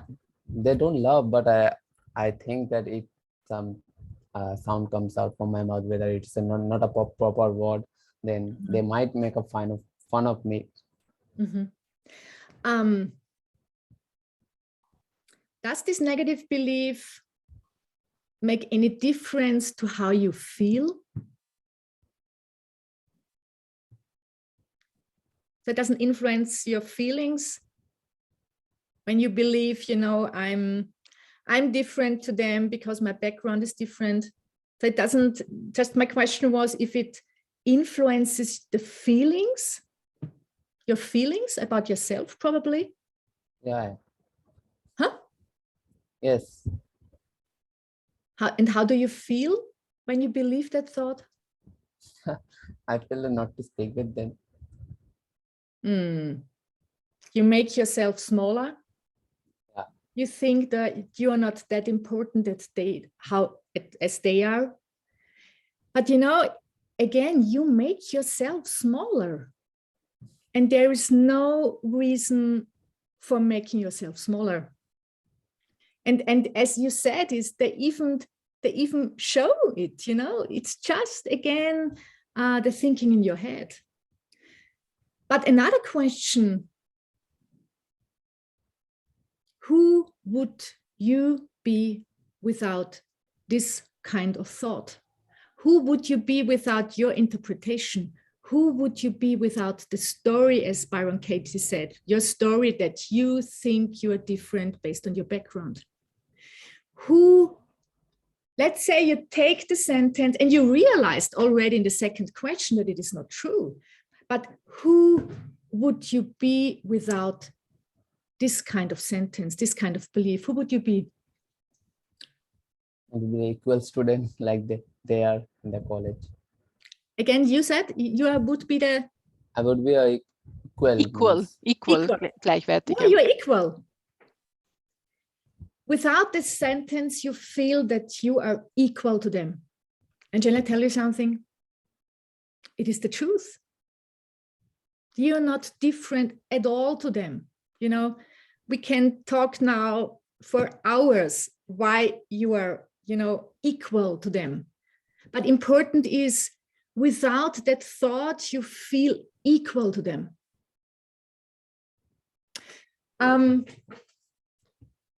Sabine, do you want to say something? Yeah, I just wondered, is there ever the reason to refine the question? So if Sergio has the question, all students have an opinion about me that I have a poor background. Can the question also be refined? Maybe one or two do. There are people in this world that are just quite difficult, but does that mean it has to apply to all people? I don't know. I just wonder whether sometimes we take one negative example and that gives us this feeling in this question. But when we think about it, it was only maybe one person where we had that feeling from. It doesn't have to be how everybody thinks of us. So to try to keep it in proportion. I don't know, Sigrid, do you ever go back and say, is my belief, is that first statement, can we qualify it and say, well, actually, it was only ever one person, so why do I have that question? Sabine, sure, you're absolutely right. But, you know, the most important was the second question I asked him, because he raised a situation with, you know, friends at the university, and you didn't feel very comfortable. So the second question what I raised was, do you really think that's true? And he already answered by saying no. But sure, you're right, Sabine. You have examined if it's just one person or all of the person think like that. But he already answered by saying no. He realized that it is not true. It is not true at all. It's just his thinking. Do you have now, if you go to the fifth question, you remember this is the turnaround, that we turn the sentence around. Can it be probably that you don't think that they think it, but probably you just think it about yourself? Yeah. This is the main thing, huh? It's not that they probably think it about yourself. You think it about yourself, huh? You're the one thinking it. Yeah. Yes. It's very true. And is that really true? I mean, I ask you now a question, and I'm aware of that it's quite personal, but you know, does only your background really say something how you are as a person? No. Not, I think, Not at all. I personally think not at all. Background doesn't make any difference. Money doesn't make any difference, whatever, you know. I personally think that what really counts at the end is something very different. And, very and as I see you right now is knowing your situation, you know, knowing your background and knowing, you know, all your efforts and knowing that you right now, you just did it, you know, being at part of a quite important university. You know, I feel, I can just speak about myself. I feel towards you a lot of respect, because I realize, I said a little bit about, you know, my education and I realize, sure, it was not very easy for myself because my father didn't pay me anything, whatever, but it was much more easier, you know, compared to your situation. And you have all my recognition and you have all my respect, you know. And again, you think it about yourself, that just your background makes an influence. What do you think? I think Subasis had a question. Subasis, you raised your hand. Yes, I wanted to say something to Sujo because I'm also facing the same kind of situation. We actually got on the train on the same day and we actually landed in the university on the same day. And talking about, you know, about the language, I also have the same kind of situation. Like I don't speak Punjabi or Hindi properly. So actually, I think, like we think that the other students or other friends of ours, they find it funny the way we speak in Hindi or not. But actually, the thing is not like I have many friends and they are from different states. So I actually tell them that I'm from Bengal, so my Hindi is weak, so my Hindi is not proper, and so we feel that they don't understand this, but actually they do understand that we are from different state, so our Hindi would be weak. So they actually appreciate our trying the way we try to speak in the language. And also sometimes there are people who actually laughs at us, but there are other friends who actually tell them that this boy is from Bengal and so his Hindi is weak, so they understand. But And don't you speak in English with each other? Don't you speak English? Yes, I do. That we actually mix English and Hindi both. I see. But I have another question, you know, joining your question, Sigrid, couldn't this be, if you now leave the work aside, but as you also told about your life story, there's a lot of ambition and hard work. Mm-hmm. We today heard of all this. Couldn't this be a motivation to learn Hindi better? Just having a practical aspect that you just say, okay, I don't feel secure, because I had an Italian in my radio show on Sunday. He's a dancer and he won this big show, Dancing Stars. And he was telling when he came to Austria, when he was 19, he couldn't speak a word German. And then he was listening to German songs and to videos and to series. So now he can talk really fluent German. So I think this is also an approach to this problem, isn't it? Claudia, you're absolutely right. First of all, I would like to just repeat again what you said. You realized that the people appreciated your trying, and this is true. Because I realized, and Claudia, you know it, that 1 week ago, I did my first training in Italian, which is, you know, it was quite a big, you know, it was, I was quite struggling, you know, because Italian is not my second foreign language. So, but I got the feedback at the end, and I realized for myself, I was quite confident, you know, about what I was talking about, you know, but I was not feeling confident in my language. And the people at the end said the same.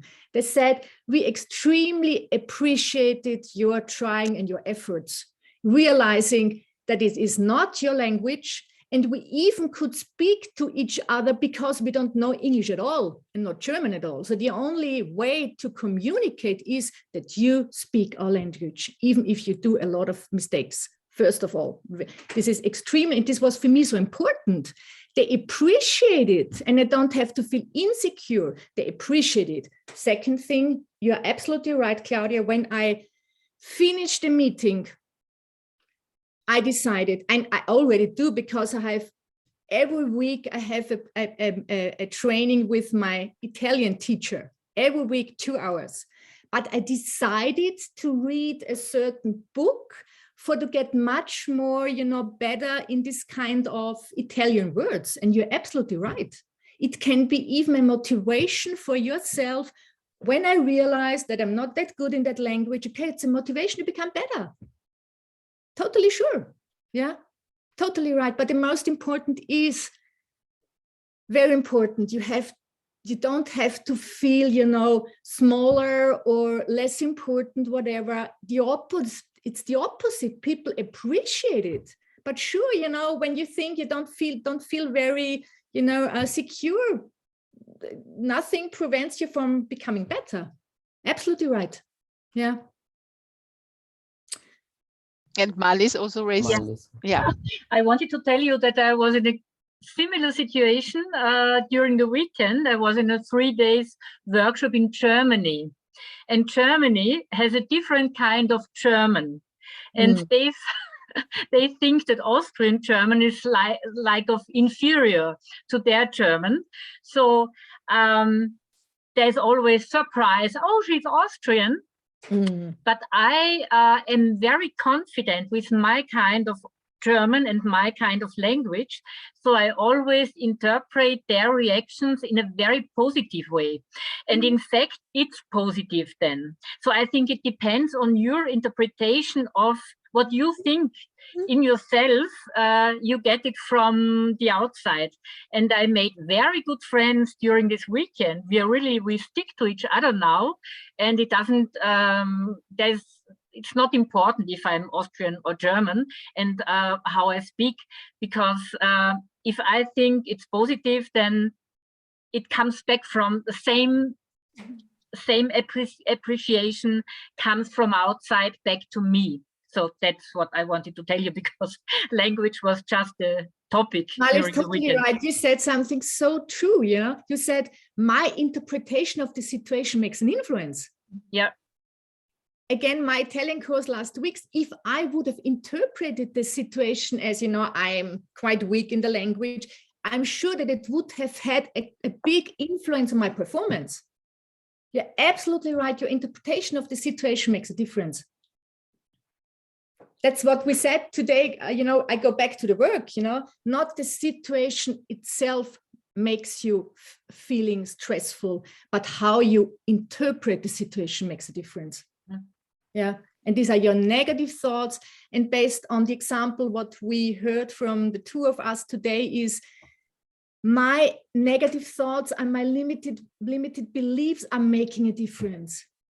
And at the end, I realized that it even is not true. Something different is true. And the truth, based on the last example, what we heard was, the truth was not that they think it about myself, but it's I think it about myself.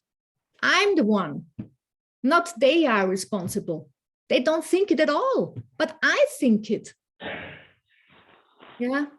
And by the way, as we said, it's not true at all. I think it's the opposite. I think you should appreciate yourself. You're the best. Huh? Yeah, really. I'm so,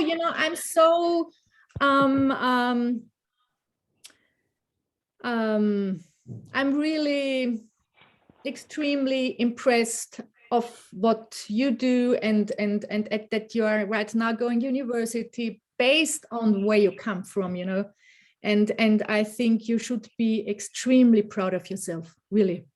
If IQ was written on your front, so everybody other would be small in in comparison to you. Again, it's the opposite. You can be extremely, proud of yourself. Don't make yourself at all smaller. Not at all. Really. I will try. Okay. So did it help? Waiting. Yeah. Yeah. I just I just wanted to go back because when you first introduced yourself, Sigrid, in a couple of coaching sessions ago, and that was about what you did with Rinku, and you made the point, and that stuck with me a lot, that a negative reaction doesn't say something about me, it says something about the other person opposite. And that was in an interview. So if somebody challenges you, they're aggressive, they're rude, they appear superior, that says much more about them and their bad upbringing, or maybe their insecurity, that they need to pretend to be better than you. So if you can have the faith in you, then you can see that whatever it is you feel that makes you feel it's about them. And that was a statement that you, Sigrid, said, and it stuck with me because I feel the same. I don't work. I am considered a housewife. I am considered quite low, but I don't see myself like that because I know what I do with my days, and I know what I do with my life, and I know what I do for my children. So if I see other people saying, what do you do? Do you work? And I say no, and you can see them, you know, they already think, you know, princess or whatever. If I feel that, then I get quite insecure, but I don't feel it anymore. I know I'm 58 and you're only 20 something, but if you cannot feel it, then they realize they're dealing with somebody different. And it really helped, Sigrid. That was a huge thing that I thought, why do I let what other people give me affect me? It's their problem, not mine. Sabine, thanks. Extremely important, really. The reactions, what you get from others doesn't tell anything about yourself. Nothing at all. It just tells something about themselves. So they are actually on the stage. They say a lot about themselves, nothing about you. Yeah. And the second point is what you said, extremely important.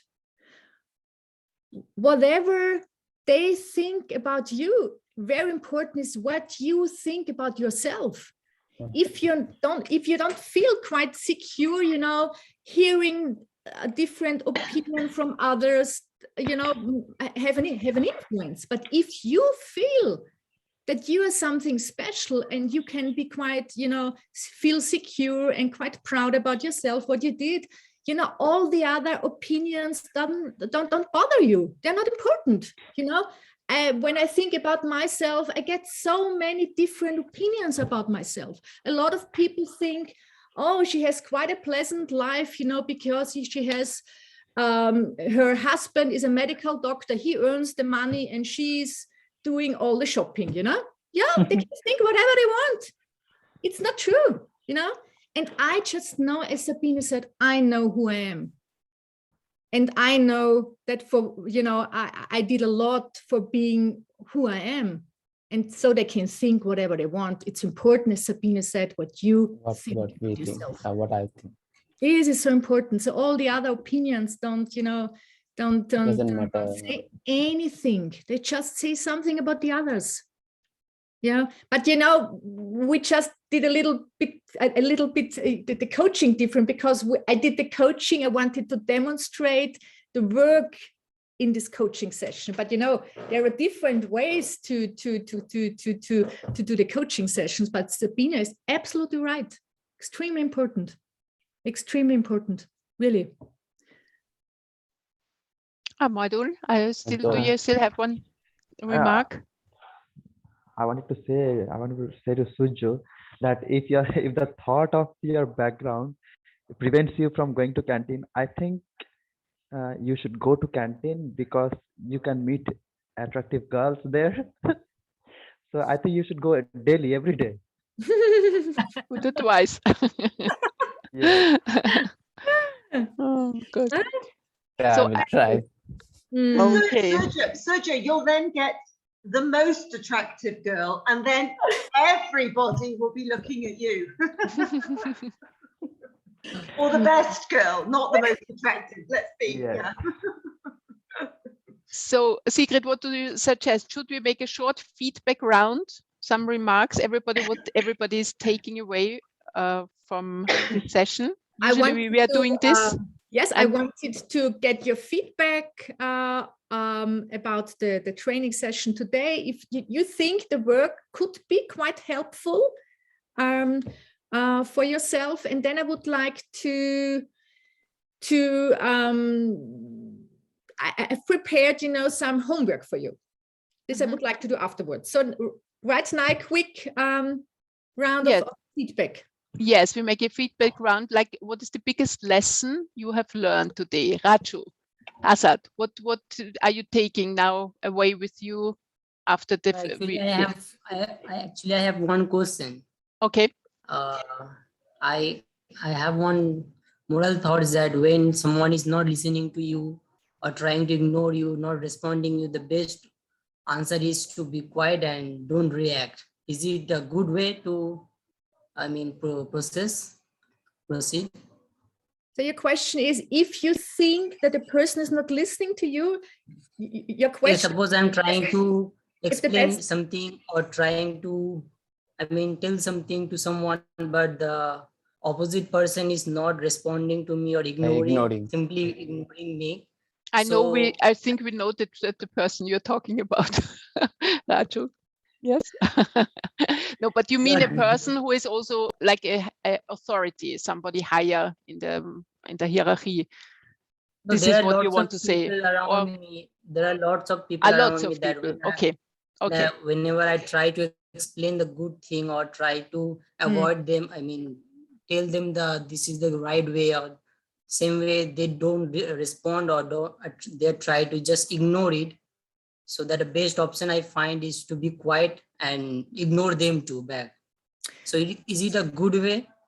I think your answer is quite right, but I would like to say different. I think, in my opinion, it's important. You can't never change a person, ever. It takes too much effort, and you can't change a person. This is the first thing. You have to take a person as he is. And the second thing is, you just have to learn how you behave with that person. Probably there's a learning inside of you, how you probably behave different or better. I think this is the learning. Never try to change or blame a person how or he or she is, but try to learn, probably react or behave better towards the other person than you did in the past. I think the learning is on yourself.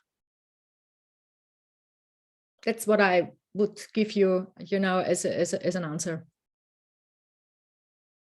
Because we always tend, when we don't feel secure, for example, with a person, we tend to change that person, or we think the person should change, and the person is not right. But a person will, based on my experience, want change, really. What only can change is that you change. A situation is changing when you change. And I think you should get rid of the thinking that another person should change. You have to learn something different. And as Viktor Frankl, the person I really love, his type of therapy, says, life is asking you a question, and you should give the best answer to it. So probably, like a person is, like a person behaves, is a good question towards yourself, and you should find the best answer, how to communicate with the person, how to behave with the person. And as I said, probably there's a learning. I think Asad speaks about this messaging and chatting, because this, some people just don't. You write in WhatsApp, and some people just do not answer. Yeah. So it's with all these new communication platforms, you have also new rules you want to learn, and then it's the question: should he react? If somebody doesn't respond, just say forget about him or her. Or yes, I think this is this social media etiquette, like you tell it, because some people, they just don't answer. I think everybody of us knows somebody. So what are you doing then? stop messaging them? I would answer, because, otherwise when you answer, you get another question and another answer, you answer again, it's a never ending story, I wouldn't answer, really. So that's my. This might be a problem in some relationship. There will be a kind of bad relation, then slowly. But surely it always depends on the situation, and I just can give you a general opinion, but surely we have to go more in detail about the situation. But I just can offer you, if you want to, to talk with me and to go more in detail about this situation, I'm really prepared to work with you, really. So Idol, one last question from you. You have a question or a remark, so Idol? Yes, I do. I would really like to comment on, like, as said about the reply and the message, or verbal communication or text message, anything, or just now Ella said about just stop messaging him or her. But I would like to say about our learnings, the turnaround.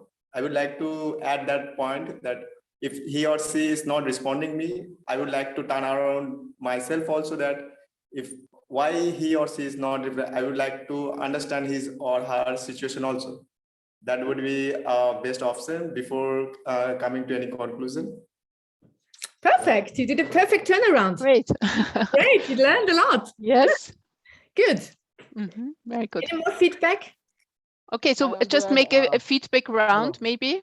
Just everybody tells very short about his learning of today's session. Surjo, what did you learn? Fully energetic, so I'm fully energetic, and next day I will try not to keep all these thoughts in my mind and make it a turn. And I would like to thank Sigrid and Sabina, all you, for giving a live example. So thank you very much. Thanks a lot. Just remember the girls and go. Remember the girls. Subasis, what is your biggest learning from today's session? Yeah, so this session was a very useful session for me, and the biggest thing I learned is about like, we think sometimes that the person who against whom we feel that he's not understanding me or listening to me, and we create a negative thought, and that thought becomes more and more negative, and that is a problem with us, and we should always try to think in a positive way, and we should prevent the negative thoughts. That is the most important thing. Very good. Say something, not just think in a positive way, but challenge your thought. This is so important. Challenge your thought. This is the most important way. Thanks. And one last thing, I want to thank Sigrid and everybody present here. Thank you, everybody. You're welcome. Asad, what is your learning from today's session? One of the learnings. Same thing, but most of the cases I always think positive, so no such problem occurs for me. But many times that I feel fed up that why this not happening with me. I am trying to explain or trying to do something good, but it's not. So it is a good that I have to take a turnaround. What will be the opposite or the positive side should be. So it's a very good that I have to do this now from now on. And thank you everyone, and Sigrid for this wonderful session. Thanks a lot. Milon, tell us about your learnings, your biggest learning from today's session. So the biggest lesson to learn about the thought, because I believe like from the last past month, so I've been realizing that there is always a negative and positive thought, and I also find in this way that if I do something and it is the result is like of negative and positive, and if by chance I get negative result, then I know there is a positive way also, so I keep on going on to achieve the positive way. So yeah, to keep on having the positive way is the best thing I learned. Stamford? Just one quick thought you are taking away from today's As I'm session. a very overthinking person, today's lesson taught me a valuable lesson I have learned, because most of the time I think of the thing or a person, and probably I come to an negative conclusions, and this lesson taught me to challenge my thought, and maybe I can get a positive impacts, uh, and I can have a more positive way of facing yes situations. Perfect. Can I? Yes, and I also thank you so much, Sigrid, and all those everyone who are there in it. Can I maybe did you take something with you from a Sigrid's life story? Can I, as you also want to go into business? Is there anything? Yes. Hi. Yes. Hi. Firstly, I would love to thank you all, and I'm very excited to meet you all again. And to Sigrid, really, your story was very inspiring. My feedback is little big, so I want to tell it very fast. Your story was inspiring because, like from small, if our parents don't support us, then means like the base support is not that, then we cannot go forward. But your story was so inspiring that without means your dad did not support you, but then also you have reached to a level, means I'm really happy to see you there, and I'm like I got motivated very much. That was I saw, I mean I have taken that one from your story. And then you told that whatever you do, you should love the thing you do. Like I am a commerce student, and my full life I want to go, means I want to be a successful person. So the main thing, I should love whatever I do. So these two things I have taken from your session, and I'm really thankful. Thank you very much, Sigrid. Thank you very much. Thanks a lot. Thanks a lot. So, Idol, what have you learned today? What was your biggest learning? Claudia, Moidul. This is Soidul, no? Oh, Moidul. Okay, in my screen, if Soidul comes first, but whoever of your brothers wants to speak, do it. Seniors first. Okay.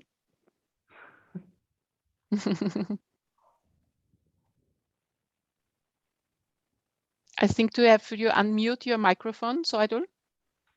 Oh, hello, can you hear me? Yes.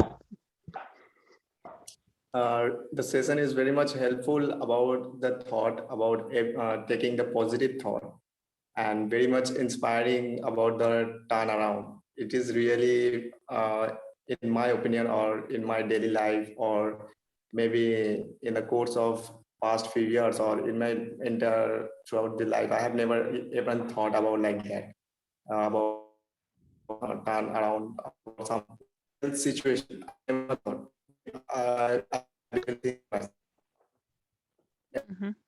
Okay, Soidul, thank you. And Moidul, where did you take more with you? Listening to the life story of Sigrid, or after when she explained the work? What is the most important thought you took with you? After when she has given so many examples about the Paul and her, so that was really very much inspiring, about the way she turned around her and thinking about his position also, because I have never ever thought like that. So that was really very much inspiring. So maybe I would like to implement in my future also, or coming days, so that this might bring changes in me or in my future. So this is very much a good thing I have ever learned in this session. So thank you.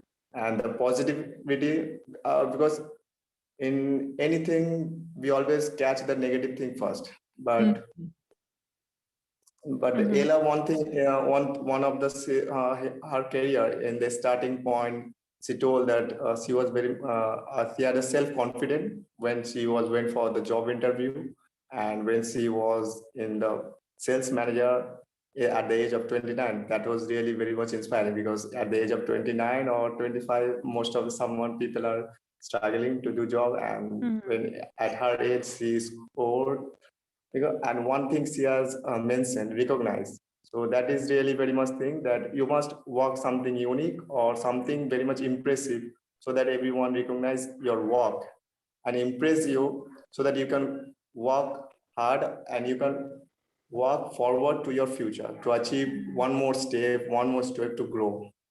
And starting after that, you mentioned that can I ask you about the salary? See, salary, the starting salary always not be a good salary. Starting salary always not be a good. Maybe starting salary will be very much ground, but once the company or your senior or your environment understand or understand or recognize you, it automatically increase your salary. So believe in yourself. Like Ella always said, the believe in yourself and the self-confidence really is very much inspiring me. I will really implement in my life also to achieve success. Fine, Soidor. Thank you. Thanks a lot. Thank you. Moidul, you want to give a short feedback? Short, because now we are already very long. So everybody just a few sentences. Okay. Thank you very much, Sigrid. I have done a coaching with you last time also. Like it was helped me a lot, and yeah, I like that way I'd never thought before. So that helped me, and I think the 5 questions which look very simple, but they are not simple in practice, and we must try to implement these questions in our life, because we always whenever we have some thoughts, we always we are convinced that I am right, and the person with who I'm having the problem is wrong. But we shouldn't reach the conclusion before going through all these 5 questions. I think these are the questions are really important, and the stories which inspired me from her life story is she had great mentors like her uncles, and I think it's important for all of us to have mentors. I mean, I think Sigrid was lucky that she had great mentors like her uncles, but I think we can also have mentors. For example, you all are very good mentors: Sabina, Claudia, Luisa, Sigrid, I mean, Marlies, because you all are helping us. So you people are great mentors to us. And also, it's not only, it's not always possible to be physically in touch with the mentors. We can also have mentors online. YouTube, we can have great people. We can be inspired from the life stories of great achievers. And also, what she said, that statement, be aware of what accounts at the end. I think this is a very strong statement. Be aware of what accounts at the end.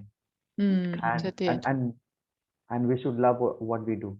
It was really inspiring. So thank you so much, Sigrid, for giving your time to us. Yeah.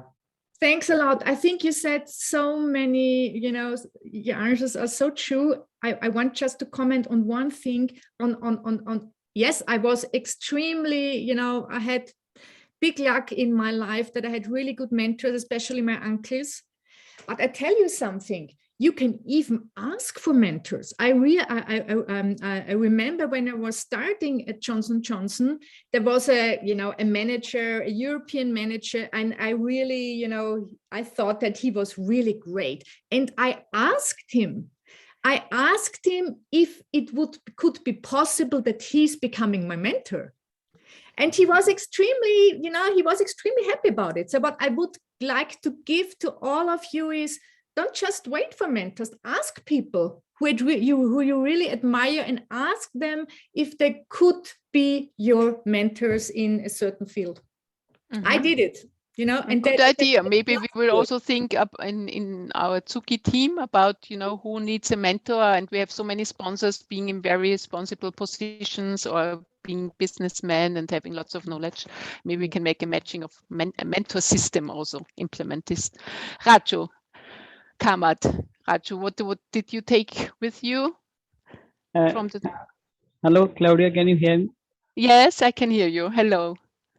Yes, first of all, I want to say that what during the session when Sigrid asked to close the eyes, means what she means the process she was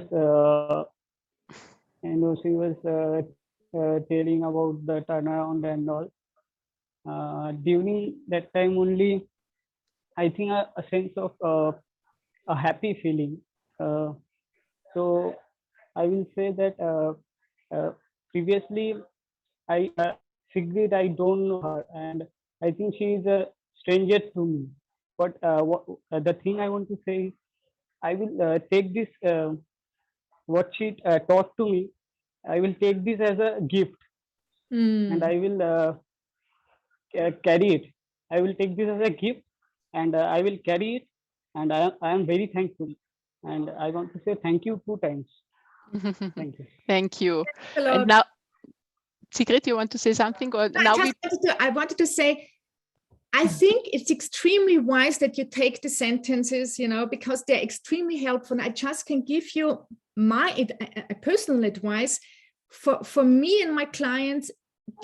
Especially the second question already makes a big difference. When I feel, with myself a personal stress, I ask myself, okay, probably is there a negative thought behind this? And then I do the second question, Sigrid, can I be 100% sure that the thoughts I have right now are 100% sure? This already makes a big difference. And I will explain in your homework that it is always extremely useful, especially when you're not so familiar with the work, to write it down. What can be true as well? Just the one interpretation? Can there be other interpretations as well? So write it down. That's what I still do when I have, when I feel big stress, and I realize how the second question already makes difference. Mm-hmm.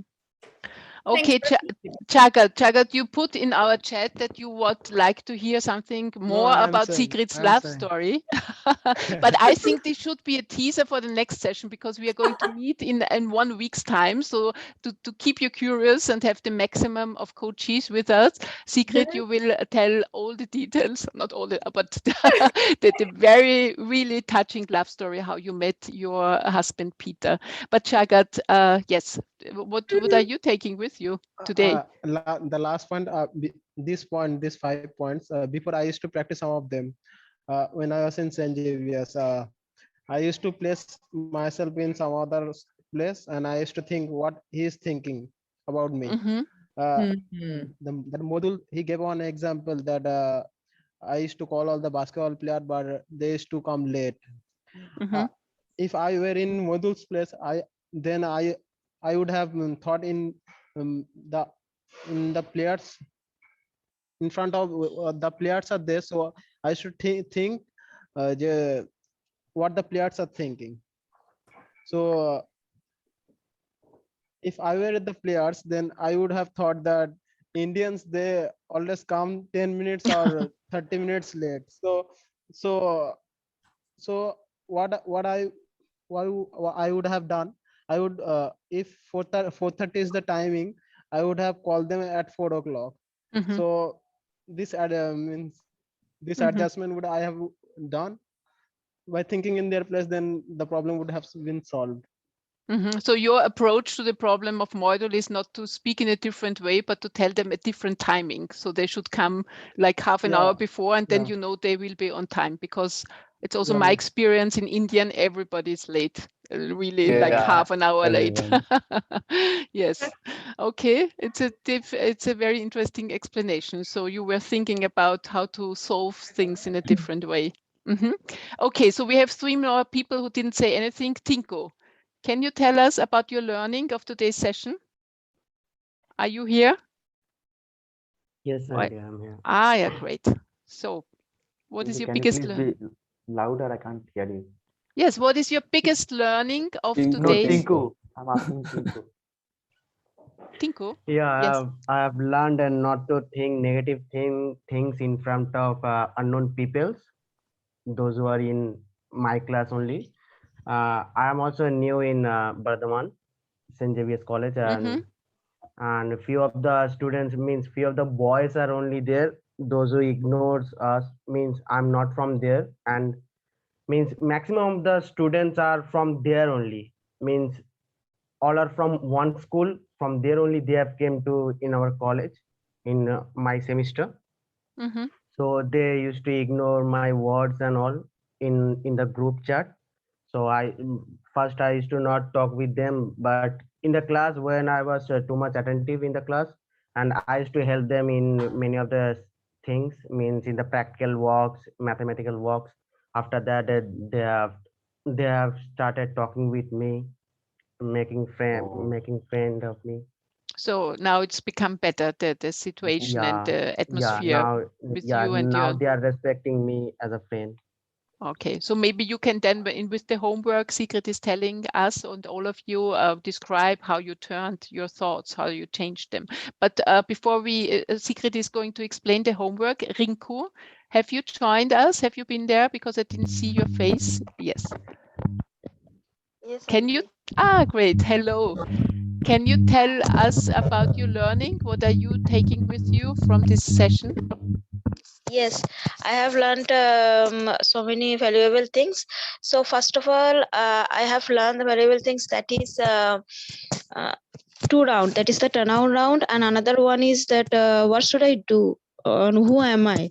That these two round I like the most. And the thing is, when someone ignores us or ignores me or ignores someone, then we should not go for a negative thought in a second, because I am similar. I am agree with the Soidul's comment, that is, yes, we should think that there might be some reason she or he is ignoring you or ignoring others people. There might be some reason, and we should understand that, and we should go for then only. If there is no such reason that he or she is not ignoring you people or ignoring you, then you should not, or we should not ignore them. We should always go for that person and say, yes, okay, it's okay that you are ignoring me. That you should not show negative thought or negative feelings to that people or to that person, that you are ignoring him or her or them. So this is the most thing. And another thing I have learned, that whatever will be the situations, we should always change ourselves. Like, we should not always think change ourselves. It doesn't mean that we should not change in a negative way. We should change ourselves in a positive way, whatever will be the situation. So this is very the most good thing. So thank you. Thank you very much. Thank you. Just one advice. Challenge yourself. If you can be really 100% sure that the person is really ignoring you, it can be the opposite. You know, I experienced such a lot of situations. That's just an advice for you. Okay, Rinku, I think you have to mute your microphone because we hear some noise. And the last one who didn't speak yet is Biswajit. Biswajit, your feedback? Hello. Yes. First of all, I would like to thank you everyone, and especially Sigrid, that she shared us his life story and his love story also. And mostly I like her 5 questions, because by that we can decide the which thought or which negative quality we have. So by that we can improve on that or work on that and feel better. Very good. Okay, so we have 2 points still. Thank you everybody for the feedback, and we have to make a picture of this today's session. Malis, can you do this with your screen, a screenshot? Yeah, we can take the screenshot. But everybody has to put on the camera. Just make the picture before. Malis, you do it with the screen, or do you make it with the mobile? I take it with the mobile. Okay. Okay, Rinku, Subasis, can you please everybody switch on your cameras so we see the whole group from today? There is no electricity in my room. Okay, I see. Okay, so then you can turn on your flashlight. A torchlight, okay. Flashlight. Anuradha, is it possible? Flash camera. Everybody smiling. Malis, you taking? Yes. Okay. Okay, done? Yes? Okay, fine. So this... Claudia, I was thinking of one question. I was thinking, I mean, when Java told me that they are interested in, I think many are interested in Sigrid's love story. So it reminded me of one question that I think Sigrid should have an apple every day. You know why? Keeps the doctor away. Yes. Ah, okay. No, she should not. She wants to have Yes, the yes. doctor with her. Yes, yes. And Sabine was reminding me that Anuradha, we missed Anuradha at the feedback round. Maybe you are right, Sabine. Thank you for reminding me. Anuradha, your feedback on this session. What is your biggest learning? So first of all, thank you, Sigrid, for sharing such an inspiring story of your life. It was really an inspiring story. Very useful inputs were there. And one thing, the 5 questions were really important, which made me think in other way. That is the turnover point. And I have learned the importance of positive thinking. I think which is really important because ultimately later on our thoughts become our words. That's true. Very good. Okay, Sigrid. So you homeworks. Yeah. Good. Just quick, you know.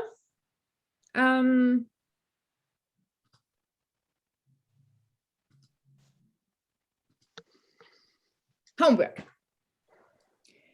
So I'm convinced that you get the most out of our session when you really practice the work. So I really propose that you take for the next, because we see each other again the next week, you choose at least one example that is causing you stress. Whatever it is, you know, I'm angry about, I'm frustrated about, I'm sad about, whatever, yeah? You just choose at least one example that's causing you stress. I advise, and this is extremely important when you start doing the work. Byron Katie always says, for beginners like you are right now, write the statement, write the stressing statement down by using the following structure. I am, then say the feeling, like I am, you know, angry, about, then fill in the person, and then because, the reason. So stick to the structure. It doesn't mean that you always have to stick to that structure, but when you learn the work, it's extremely important sticking to the structure. I strongly advise, that's what I know from my experience, don't talk about yourself. Always use at the beginning the work when you have problems with another person. So don't say, for example, I feel frustrated about myself, and then say a reason. You can use the work even on personal problems, but just for homework reasons and for practicing the work, it's better if you stick to the structure I said before. And then after writing down your problem in this kind of structure, ask yourself the 5 questions. You know them. I think all of them. Do they get the presentation, Claudia? Or... Yes, we can put it in our WhatsApp group, in our empowering WhatsApp group, if you can forward it to us. Sure. Yes, sure, I forward it. And so you have the 5 questions. So these are the 4 questions. And the turnaround, very important, is, I said it already at the beginning, don't just do it in your head, write it down. It makes a big difference. So write down the sentence and answer all the questions in a written way. Makes a big difference. Do it. So take a sheet of paper, write one question after the other, and write your answers down. This is important. And then at the end, I hope for you, realize what is more true. Is the first statement you said true, or are probably the turnarounds much more true, and experience how you feel better. So this is your homework. At least one example. Next time, I would like to share with you all the experiences you got based on your example. we can do, as we said, we did today, we can do 1, 2, 3 one-to-one coaching sessions. So we go more deeper into the work. For next session, we do it in our group, that we talk about the homework. Is it right, Sigrid? Yes. So the next session, we didn't mention this, is the next Tuesday. It's exactly in 1 week's time. Same timing, 6:30 p.m. your time. Okay. Summarizing, I would just say, I think the work summary for me, my personal experience, whenever we experience a stressful feeling, we can be certain that there's a specific thought causing our reaction, whether we are conscious about it or not. Second point, important, any stressful feeling is like a compassionate alarm clock. So when you feel stressed, it's like an alarm clock that tells you you are caught in a dream. You are caught in a story. You are caught in a negative belief. Extremely helpful. I sometimes even hear the alarm clock when I have a stressful situation. Third point, important, the way to end your stress is to investigate the thinking that lies behind it.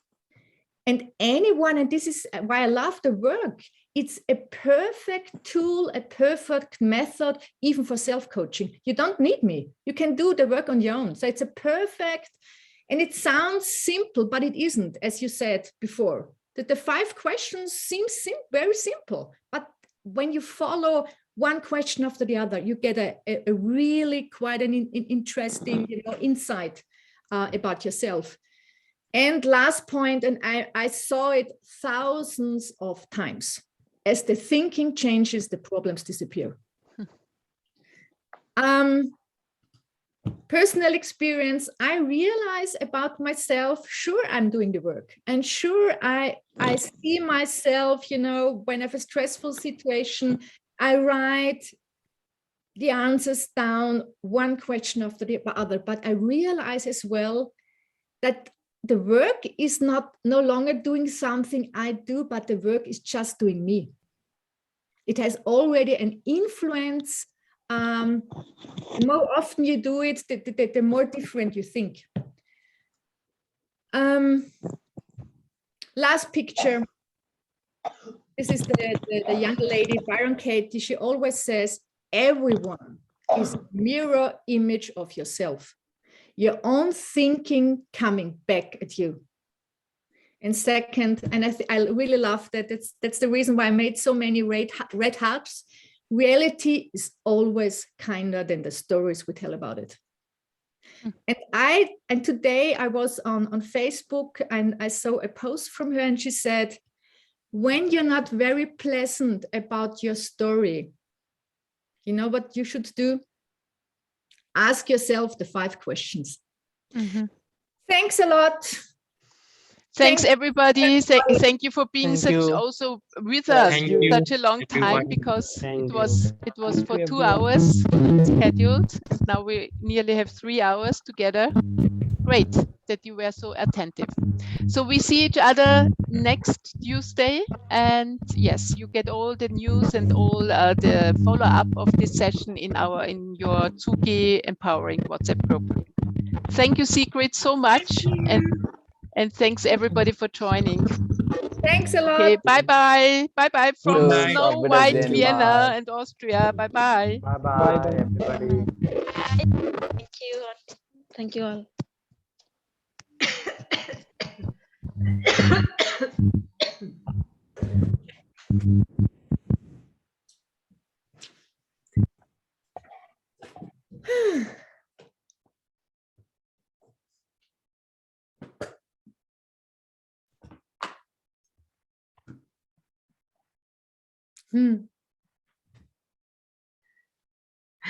Claudia did leave already?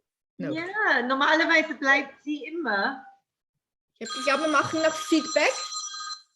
Claudia. Aber ich beende jetzt mal die Aufzeichnung, gell? Ja. Claudia, haben wir dich verloren? Hallo.